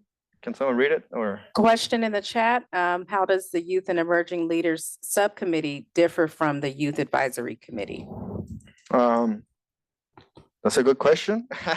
I think this is a committee that's officially lives under the SACJJDP. The Youth Advisory Body doesn't live under the SACJJDP. That is an independent body, I'm assuming, separate from this. So that's the difference, that this body is specifically to support the efforts and the work of the overall SACJJDP committee. So that's the difference between this one and the other one. The other one is focused on probably more broader stuff because it's not attached to this subcommittee, the Youth Advisory Board. But this one, Youth Emerging, is specifically meant so it could support the work that we're moving in this subcommittee, the big SACJJDP. So that's the difference.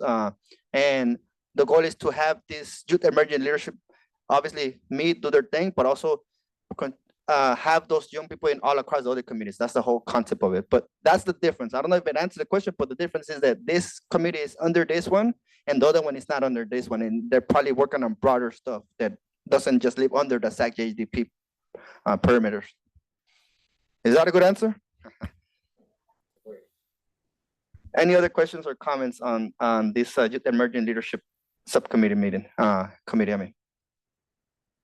And I would just ask if any of you know any youngsters, any youth that might fit this committee that is not from LA, because we have too many from LA, please reach out to us, email Crystal, whoever, OICR staff, and could follow up, or even me, I'm down to follow up with those youngsters. But we do need membership in this committee, and it's yeah, it's a youth committee, so it's it's a little bit different. It's challenging. Other than that, if not, we don't have no questions. I'm happy to move it along. Pass it back to Crystal. Okay, so I just wanted to just to wrap up this segment of the meeting, to give thanks to everyone that sits on the subcommittees and to the OICR team that supports each of the different committees, from an admin assistance, setting up meetings, and just really driving forward the work of each of the committees. So thank you. Also thanks to Krishnan for assisting us with the community investment subcommittee, and Cecilia and Darius, and just everyone, Marcia, just everyone that's involved. Thank you. So after this, looks like we have a presentation, and I will pass it to Camilla.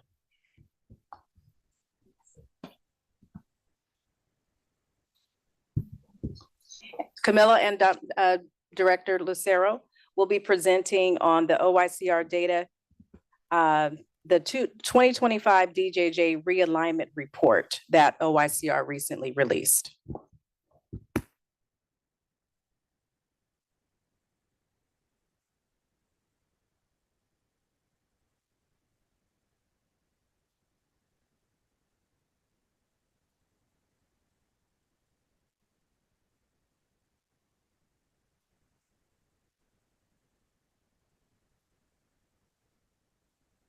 Testing. Can you hear me now? Okay. Good afternoon. At this point in the meeting, we are going to be sharing some findings from a 5-year report that was due on July 1 of this year. Pursuant to statute, SB 823 mandated that we do a 5-year report. As you recall, the governor signed SB 823, Senate Bill 823 in 2020 to close DJJ. 2021 is when judges were no longer permitted to send kids to DJJ unless they had a pending transfer hearing. But really significant decline in youth going to DJJ occurred in July of 2021. And SYTFs sprung up, secure youth treatment facilities sprung up, because the goal was to have youth closer to home in smaller congregate care facilities for their rehabilitation. So in partnership with Applied Survey Research, which is a nationally renowned data and research group, we partnered with them to get this report done. And the report examines not only what happened since the signature of the governor, but really dives into the last 2 full years of implementation, because DJJ was closed forever and for good July 1 of 2023. So just 2 years, really, very recently. So what we get to observe through the data and analysis is a shift that occurred pursuant to statute, which was one from a lens of containment and separation, and a certain amount of really a punishment that is allowed actually in the juvenile law, but to actually really go into this trauma-informed, culturally respectful, gender-honoring youth development model, which is now housed under the California Health and Human Services Division. Previously, DJJ, of course, was within the CDCR part of our state, and now once that DJJ was closed, we are now leading OICR, which was also born of SB 823. We're leading this implementation of a youth justice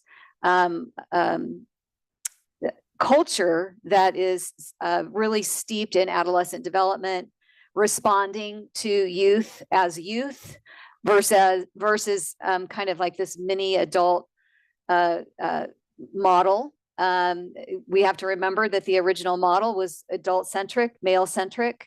And so we're really looking at that positive youth development. So DJJ, as I said, fully closed July 1, 2023. Today, we are starting to feel the ripple effect of all the systems that were impacted, because it wasn't just probation, local probation that was impacted. It was also local counties, offices of education, local behavioral health departments. Families may have now have more access to their kids. Child welfare systems are actually impacted because that is, public health is impacted because that is the shift. And the choices that we've made around our systems and around how to kind of step into this work in a different and new way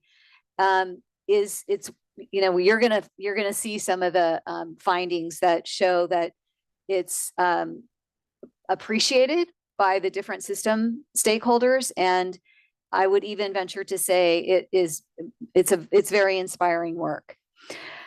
So a few critical shifts that occurred, including the ending of DJJ commitments and transferring responsibility to the counties, as I said, was the opening of our office, expanding juvenile court jurisdiction to 25, opening the 37 secure youth treatment facilities.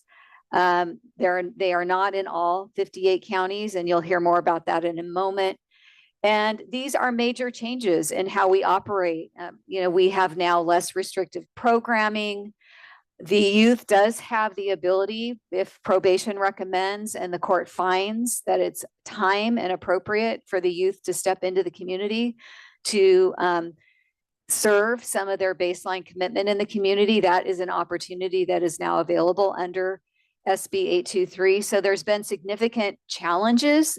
There's been significant implementation struggling, but the movement is forward. So enough of me. I'm now going to turn this over to our data and research chief, Camilla Holloway, who's going to take you through some of these findings, and she will also be available for questions.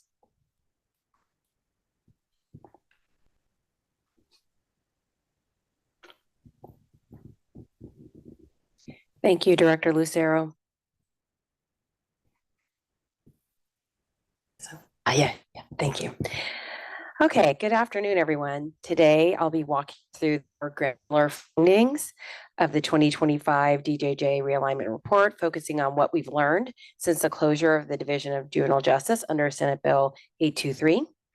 My goal for the presentation is threefold: to socialize the report's key findings, to understand the implications, of SB 823 on counties, youth, and families, and 3, to emphasize the cultural shift we're experiencing from punishment to healing and accountability. I'll also highlight some early progress, the challenges ahead, and opportunities for us to collaborate on sustainable reform. So if we could advance the slide. So I'll begin with the data. The data tells us an important story about system involvement since realignment. On arrests, we see overall declines consistent with longer-term trends. However, disparities remain significant, with Black and Latino youth disproportionately represented in arrest data.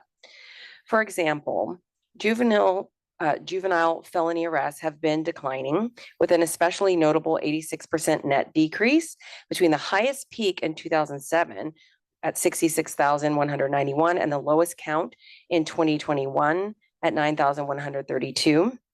Arrests were particularly low during 2020 and 2021 due to the COVID-19 pandemic, although arrests in 2023, which are at 16,045, remained lower than pre-pandemic, which were 16,288 in 2019. Hispanic youth have comprised 53% of felony arrests each year since 2019.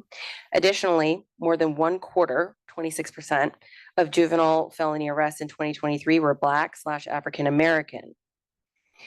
Hispanic youth comprises 50% of the statewide population, while Black African American youth encompass only 5% of the statewide population. So these data suggest that Black and African American youth are vastly overrepresented in juvenile felony arrests. The rate of Black African American juvenile felony arrests was more than 5 times higher than expected based on statewide population proportions. Next slide, please. As the total number of juvenile felony arrests decreased, the number of violent felony arrests decreased from 6,775 in 2023 compared to the peak of 18,050 in 2007. However, violent offenses have comprised a larger proportion of arrests in recent years. In 2023, violent felony arrests comprised 42% of total juvenile felony arrests, compared with the lowest proportion of 25% in 2010. And as you can see on this illustration, 29% in 2014. Slide. Okay, thank you. On referrals and probation, the number shows a similar downward trajectory, but again, disparities persist. As total arrests have declined, the number of referrals to juvenile probation also declined substantially in the last 20 years. Referrals to probation peaked in 2007 at 189,731 and dropped 92% by 2023 to 16,033. On average, Hispanic or Latino youth comprise half of referrals to probation each year, with 2022 and 2023 proportions at the highest, 55%, and Black youth comprise 19% of the referrals, on average between 2000 and 2023. Most recent data shows increases for Black youth in 2022 and 2023, 21%. And these data suggest that Black and African American youth are vastly overrepresented in referrals to probation relative to statewide population proportions, which again I mentioned was 5%, and slightly underrepresented relative to the total juvenile felony arrests at 26% in 2023. Next slide, please. While the total number of referrals to probation are declining, the proportion of referrals to juvenile probation for felony offenses has increased. Between 2000 and 2009, felony referrals comprised about 31% of all referrals to probation. Between 2010 and 2019, felonies comprised an average of 36% of referrals to referrals. Since 2020, felonies were about half of all referrals, ranging from 48% to 53% in most recent data. And further, violent offenses comprise a larger portion of referrals to juvenile probation. Next slide. On statewide adjudications, we are seeing wardships for adjudicated youth decrease by 84% since the peak in 2008, from 65,108 to 10,647. On average, Hispanic youth comprise 57% of wardships, with the highest proportion in 2023, 61%. On average, Black youth represent 1 in 5 adjudications, 22%. The peak adjudications for Black youth was 25% in 2017, which decreased slightly to 20% in 2023. On average, felony adjudications comprised about half, or 49%, of wardship dispositions between 2007 and 2023, although proportions have been increasing in recent years. 3 out of 5 wardship adjudications were for felony offenses in 2021, 60%, and 2022, 62%, and in 2023, 63%. Taken together, These data highlight both progress and unevenness. While fewer youth are entering the system overall, racial and geographic disparities remain a key concern. Next slide. When we look at youth involvement since SB 823, a few themes stand out. The population of youth in confinement has continued to shrink, which aligns with the reform's intent. According to counties, AB 102 data submissions, the total number of adjudications for 707B and PC 290.008 offenses has increased post SB 823. Youth under the age of 16 comprise about 30% of adjudications, while youth aged 16 to 17 make up about half of adjudications each year. There was a slight increase among adjudications for those aged 18 and older who were adjudicated within the juvenile justice system in fiscal year 2023-24 at 25%, compared with fiscal year 2021-22 at 19%, and fiscal year 2022-23, 17%. COVID-19 related disruptions may complicate interpretation of increase. County level reforms also impact statewide totals. For instance, one large county 707B adjudications were 15% of the total in fiscal year 2021-22 and 40% of the total in fiscal year 22-23.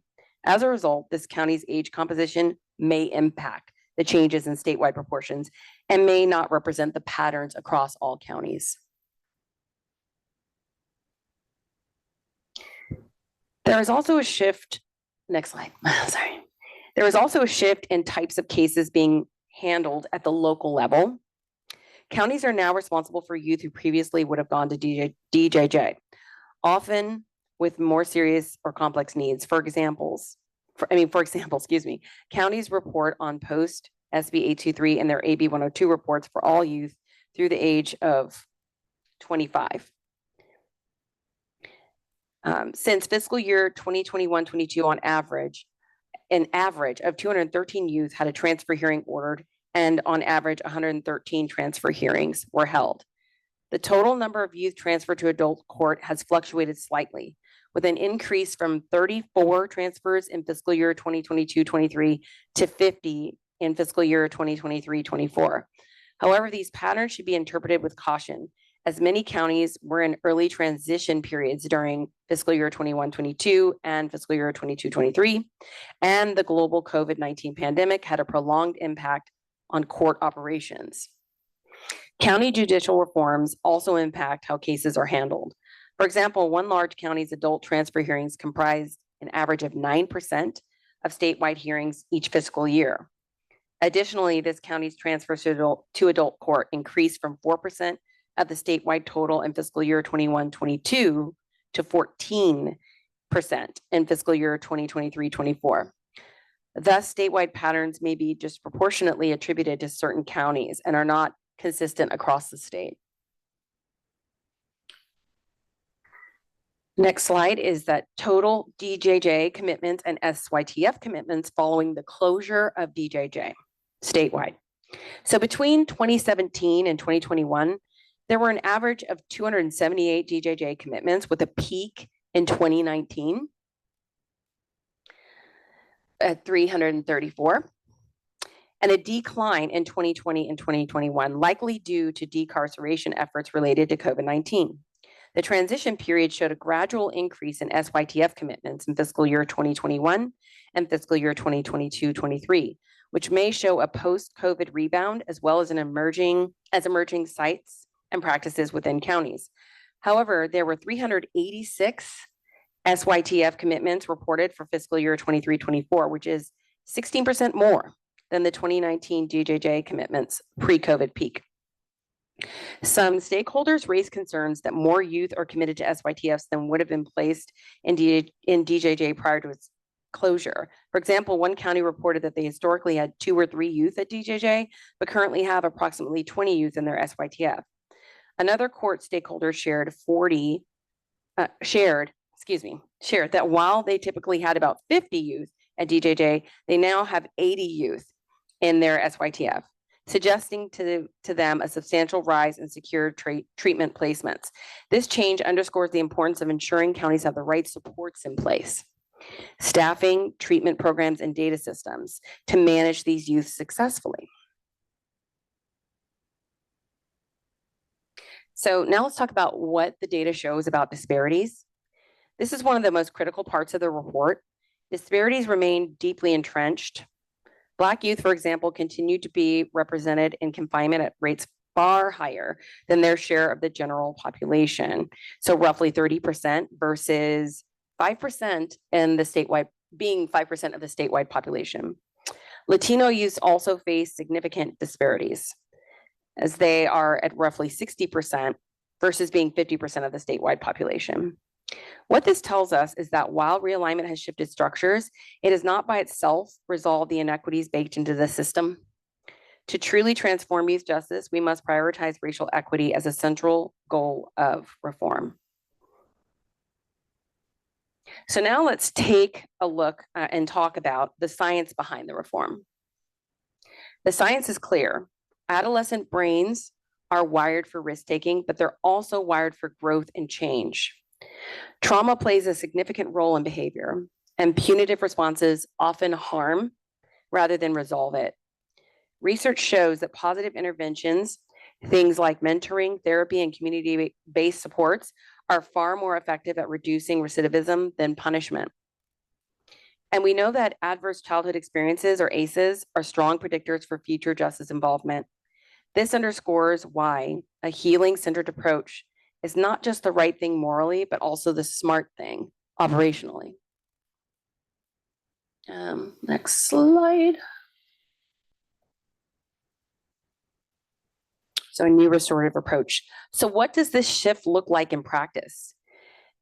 It means care that is healing-centered and driven by youth and families. It means every youth having an individual rehabilitation plan with progress monitored through review hearings. It means step-down programs that allow youth to transition gradually back to the community. And critically, it means culturally responsive, community-based services that reflect the identities and experiences of the youth we serve. This restorative model doesn't ignore accountability, it reframes it as repairing harm and rebuilding trust, rather than simply punishing. So key implementation challenges. Of course, the report is clear-eyed about the challenges. Counties face uneven infrastructure and staffing shortages. Data systems remain underdeveloped, making it difficult to track outcomes in real time. And some staff still struggle with shifting away from punitive models. But early progress, at the same time, we've seen early progress worth celebrating. Counties are repurposing spaces into youth-centered environments, building regional treatment hubs in places like Fresno and Sonoma, and piloting new service models through probation. Most importantly, youth themselves are reporting a stronger relationship with staff and more meaningful engagement in programs. That feedback is perhaps the best signal that we're on the right path. So what's needed next, and what is the call to action? Where do we go from here? To start, cross-sector collaboration is essential, which includes sharing data and connecting it to inform. No single system can do this alone. We also need sustained long-term funding to SYTFs and for community-based alternatives.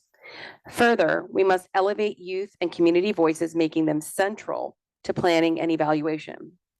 And finally, we need to align policy across justice, education, and health so that our systems are working in harmony, not in silos. The call to action is simple but powerful.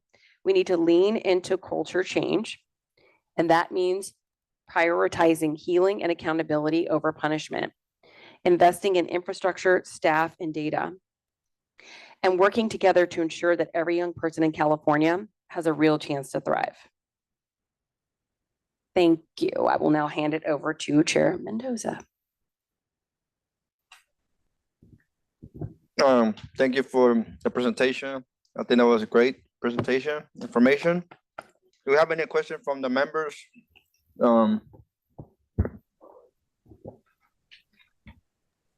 Questions or comments for? I have a question. No, go ahead. I think that's Carly. Is that you, Yeah, Carly? it's me. Okay. You indicated that there are certain counties that are contributing to these high rates, and I'm wondering if maybe I've seen this data before because I think, or similar data, because I think this point was brought up prior. What can you just kind of maybe just let us know, like which is the county that's transferring at such high rates? And then also, I think a certain county is maybe also contributing to that pretty high number for the 707B offenses in the last calendar year or the last year. So, yeah, so we do have the information for Los Angeles County. There's a very high number of adjudications. And so our plan, is that an icon? Okay, so our plan is to begin working. One of the things we want to do with data that I'm excited about being on board for is starting to use this data for awareness and TA, just so we are finding out what's happening and kind of understanding more for interpretation purposes, and also to just provide help in working through some of the challenges and how, just showing how they're affecting the data. We also have our AB 102 report that dives deeper into the data and breaks out what it looks like without counties or the county that's maybe skewing the data a bit, so that we can see where there are increases or not and how they align with things that we're seeing with the DOJ data. So I think the path forward is really collaborating and using this data for awareness, for being able to just flag things for specific counties, and then provide that assistance from subject matter experts on how to shift some of the findings. Okay, so are you saying that it is LA driving up those numbers, or does it depend on which data point we're talking about? It depends on the data point. Yeah. So for 707B adjudications. That was LA for the 707B one? Yeah. Okay. Okay, I think I remember this now. Okay, and then I just think maybe one of the data points that is standing out to some other folks is that 16% jump in the SYTF commitments compared to the DJJ average, or the 2019 DJJ commitments. So this would, obviously this is like exactly what we don't want. Is there any kind of theory around, or kind of thinking around, like why this might happen? Because I think we can all easily think about like the negative reasons about why this might happen. But one thing I've heard from folks like in other parts of the country, when it comes to situations like not exactly like this, but I think sometimes there's this expectation of services, right? So there's this new flashy thing, right? The secure track that is supposed to have all of these great services, whether it does or not, it varies, right? And so do you think that maybe people or judges are like more likely to commit because they think that a youth is going to get more services in a secure track facility? Or do you think is this maybe just one reason? I guess just kind of what's the thinking around this? Well, we wouldn't want to really theorize yet until we have a chance to kind of meet and discuss a bit more of what we're seeing in the findings. Now that we are seeing these findings, one of the things we want to be careful about in our report is saying that this is demonstrating net widening, because there's so many factors, including, how I think it's really how folks are thinking about what this means for transfers and how transfers are done. I think it's really being able to meet with counties where we're seeing this increase, and then really start to peel back those layers to understand fully before we would say definitively that it is net widening. So I guess, sure. Yeah, I just wanted to add, Camilla did say in her presentation that there was a variety of reasons, including perhaps a backlog. And then there's been a variety of reforms in the state of California, and kids have come back, or, juvenile offenders have come back through a variety of reforms. And even possibly where we're seeing the disproportionate increase. So we don't want to speculate like, oh, there's for sure net widening. We kind of want to get some running years of data before we do that. And we just don't have that yet. So So we didn't feel as OICR, knowing everything we know with all the different interpretations, we didn't feel like we could say 100% there's net widening. We really need a little bit more runway. And we need some of these old reforms like the Prop 57, SB 1391. There's just been some significant reforms that have caused a slowing in the pipeline, because these are adjudications, not necessarily when the youth was arrested.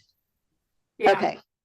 Yeah, no, I appreciate that. And I think kind of to your point, Judge Lucero, as you said in the very beginning, right? Like you guys were required to do this report. And if, you know, so, you know, and it's helpful to see, but there's so many caveats because like you said, the things that you pointed out, but also just COVID is just like, for all of us that collect data longitudinally, it's like, but there's also this huge thing that happened to the entire world, right? So yeah, I think we're still kind of like I think like kind of looking how things continue to change.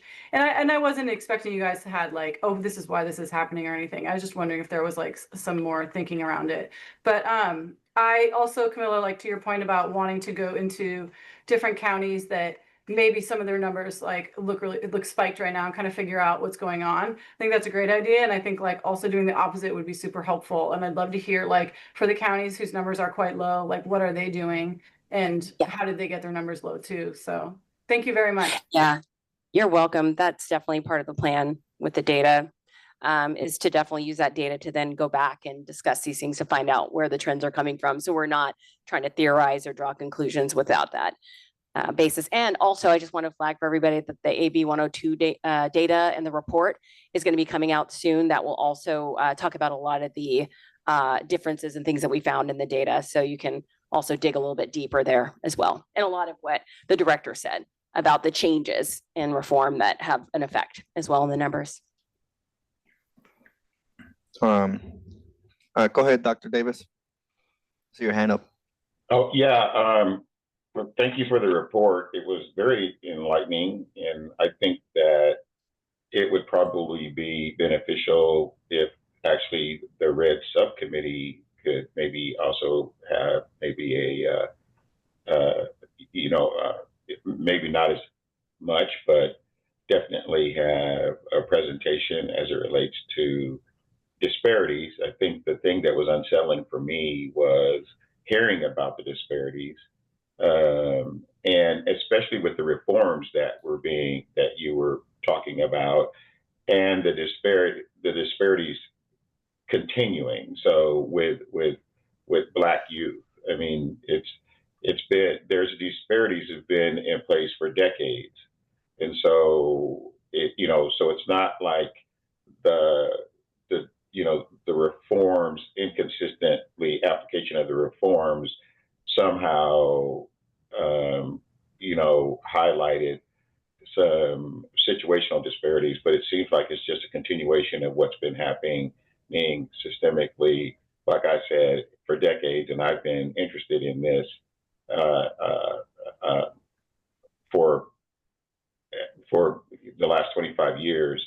I was just wondering, so when you talk about the disparities with the Black youth, are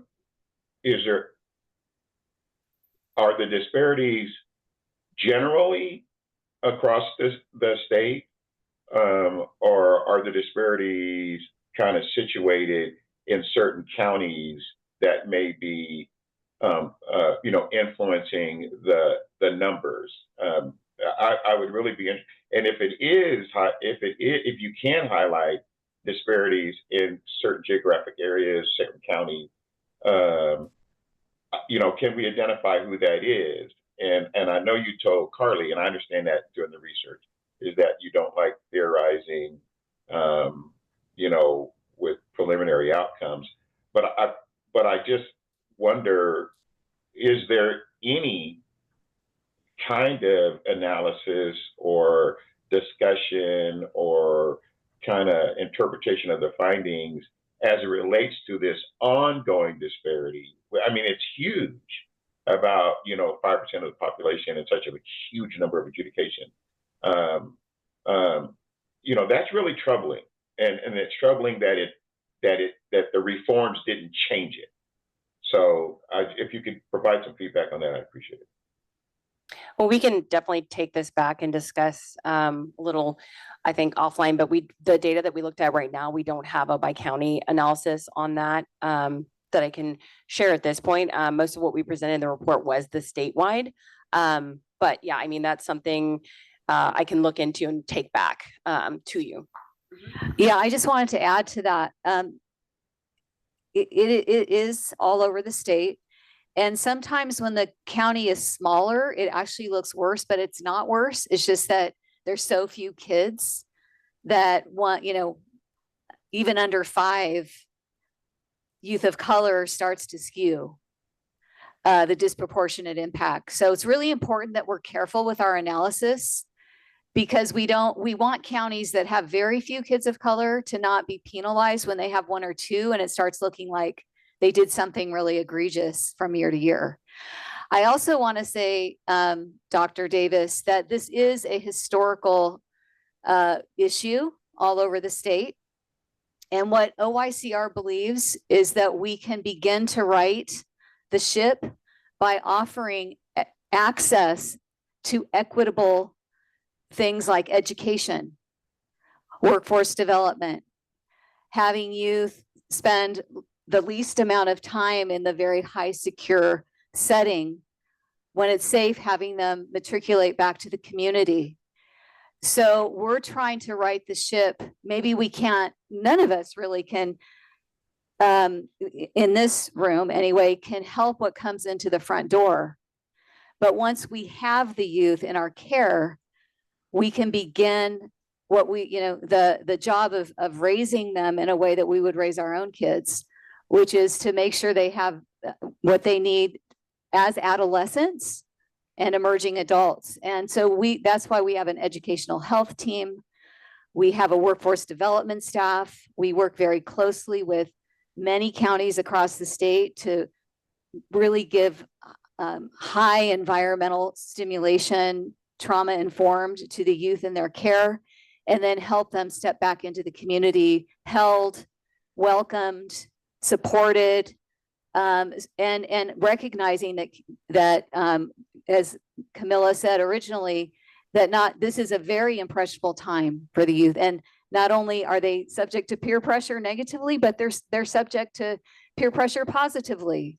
And so getting them those mentors and those healthy adult connections. So I just wanted I didn't want to leave us feeling defeated, because we get to have a new lens and we get to treat this dilemma, this historical dilemma, in a different way with OYCR in partnership with our probation departments across the state. Well, I promise you I'm not defeated. I've been fighting this fight for a long time. The only thing I'll add is I think the data was great and your report was great. The only thing that I'll add, and it's just kind of, I'm known for doing this, but it's unfortunate though that programs typically that we provide our youth and in various ways, and I'm really big on education, as you just pointed out. If they don't have what I say would be enough effect on bias, and so the system has bias, and I've been studying that for years, and how it affects reforms and applications and programs and policies. And so this is a historical document, like you said, but preliminarily, just from my perspective, it also seems to support that bias is historic as well, and it continues. And so sometimes programs are going to work. Hi. So now we have 2, except somebody else. Anyway, that's my feedback. Oh, Dr. Davis, I just wanted to add one more thing, and this is Marcia Rincon Gallardo, who works with you and staffs the Racial and Ethnic Disparities Subcommittee. Here at OYCR, we're also doing the work of ending girls' incarceration, and part of that work is, what we call and what Dr. Angela Glover Blackwell calls the curb cut effect, where we're looking at policies and practices. Some people within the reform and transformation movement say we can't program our way out of disproportionality and disparities. It really is also an analysis of decision making across all the decision points. And through that analysis is how we find out where decisions are also disproportionately or disparately impacting youth of color. So that methodological approach to decision making to actually change the system in policy and practice is also part of what we're going to be doing. And we start with EGI. We start with the girls getting to zero and being able to show that, yes, we can change with probation, with community sitting at the table to actually encourage these changes, systematic changes, along with programmatic inclusion. Yeah, so I just wanted to share that much. Oh, thank you for that. I really appreciate that. I would just piggyback too on this, Dr. Davis, like I appreciate that comment too, because that's like what the Haywood Burns Institute has been advocating for a really long time, is like the analysis at all the different points of contact so that individual jurisdictions can identify where the greatest disparities exist so they can address those certain points. And then I would just also add, and this might be something for the Red subcommittee to kind of dig into too, but like in the academic literature right now, like for the most part, like one of the biggest recommendations is diversion, and like how we need to be better at using diversion and what types of diversion and at what points of contact and how we use diversion, who we use diversion for. Because if we can just the more we just divert youth out of the system, the more we're going to be diverting kids of color out of the system. So I'll shoot you a link to a nice brief on that as well. Well, it's funny because that's exactly what we focused on in the last legislative committee subcommittee was the diversion pilot program. Perfect. So thank you for that. Oh yeah, the DEJ, yeah. Mm-hmm. Yeah, exactly. See, and that's like system-based diversion, right? So there's another conversation around like, but the diversion needs to be like out into the community and away from the system completely. So there's a lot of nuance to these discussions. So. Yeah. Yes, thank you, Judge Lucero, for the comments as well.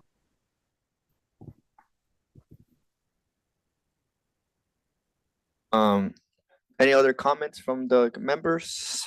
I will say this is why in the beginning I talked about having that person present here because of this type of stuff. I think this is a helpful information. I didn't even it's great, like the data just speaks volumes, but I think this is why it would be great to have that thing that I proposed in the beginning, because we want to understand not only the data, what's going on, but we understand what is actually there that is working or can work if we were to support it. So I think that this really goes back to the point of what I was presenting in the beginning about having someone that can talk about what they're doing in their county, like LA County, right? Because I could also see, as someone that has been in DJJ myself, did time in DJJ, I can see like how when I was in DJJ, unfortunately, they have more things to offer in DJJ when I was there than they do now in SYTF. Like in DJJ, when I was there, I used to be the kitchen chef. I was the culinary arts. I was in the gym. I had access to like knives because I was a head cook. We're getting paid. We're working outside the facility. You get in canteen. This is a DJJ thing. That is not even in. This doesn't exist in SYTF. So I think that this is why it's important, and I really appreciate this presentation. And yeah, and I wrap it like that. But any other comments? If not, we can pass it to thank you for presenting this, Director Lucero and Camila. And I guess I'll pass it now to Director Lucero to open the floor for public comment. Chair Franco, my bad. No, not the director.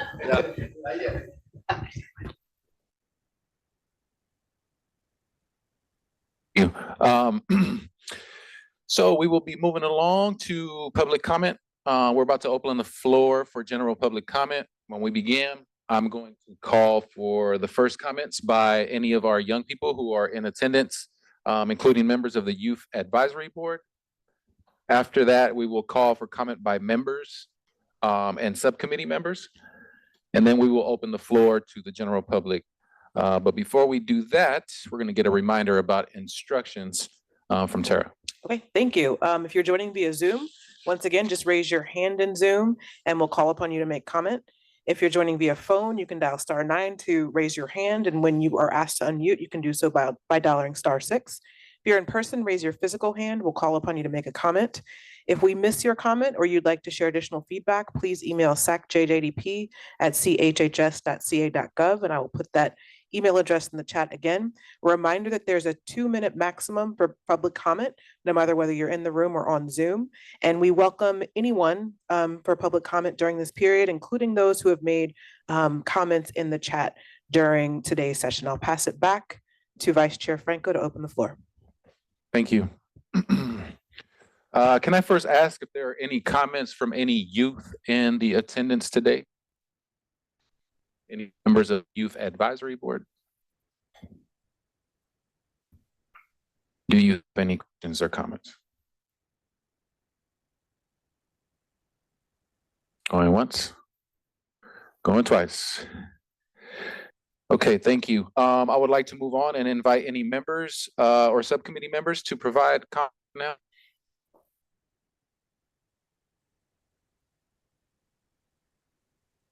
Going once.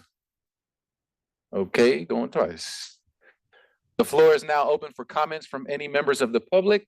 You will have a maximum of 2 minutes for your comments if there are any. We will open it up now.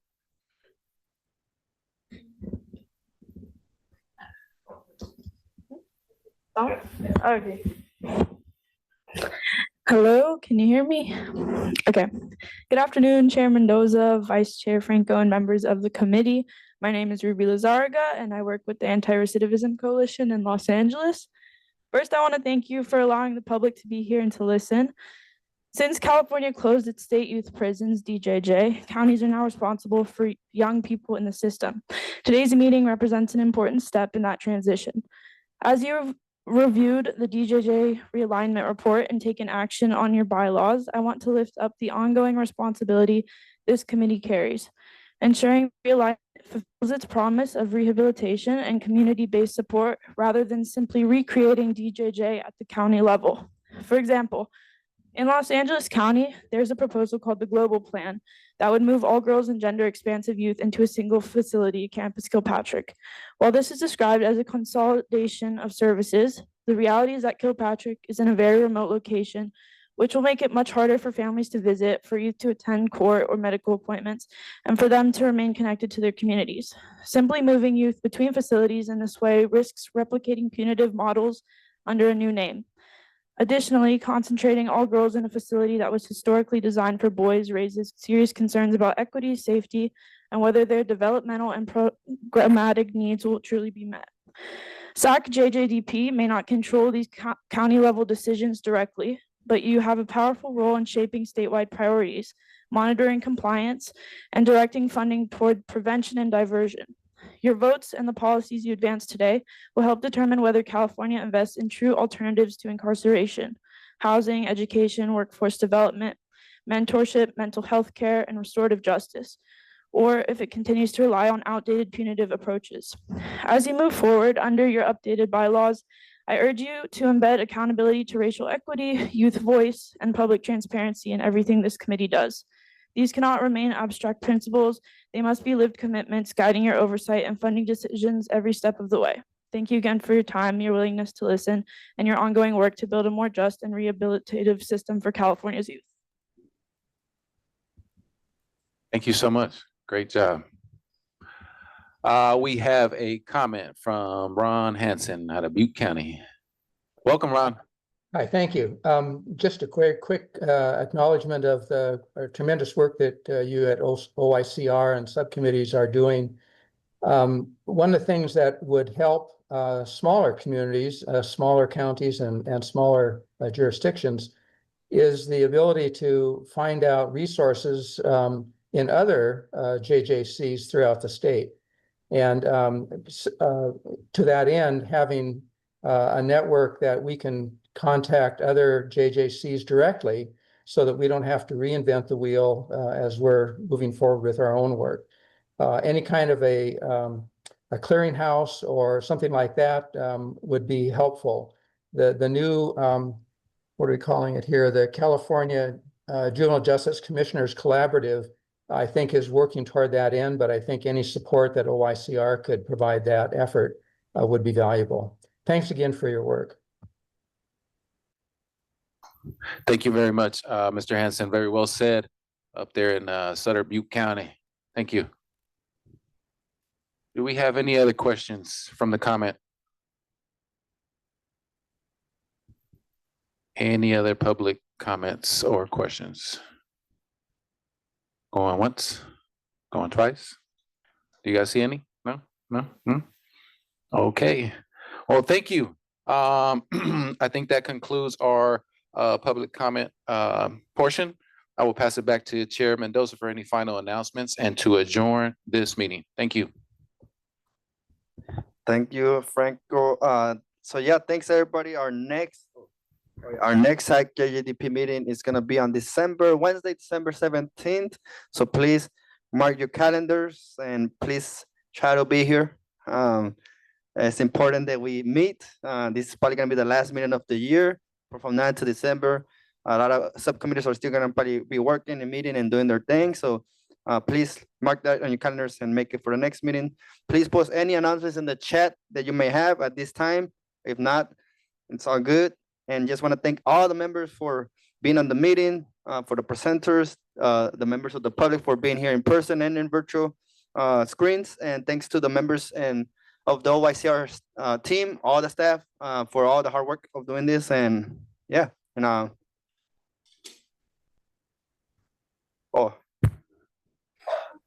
to call right now. Oh, okay. I guess is there any agenda items that we want to just mark now so we could bring for next meeting? If so, please announce them now right now, and we could add them for the next meeting. I think the one agenda item is the one that I had proposed in the beginning. So that's one, which is to bring some presenters from LA County, identify beyond just DYD, to give us a scope of what's working and what's not, and something we could learn from. But any other items from the members that you would like to add for our next meeting, for our next SACJJDP meeting on December? Maybe maybe unmute yourself and just say them, or put in the chat. If not, you can always email the team again, right? And we could go from there. But at this moment, I'm gonna adjourn the meeting. Thanks everybody for being here today. We'll see you pretty soon, and have a good week and a great day. Thanks everybody. Thank you.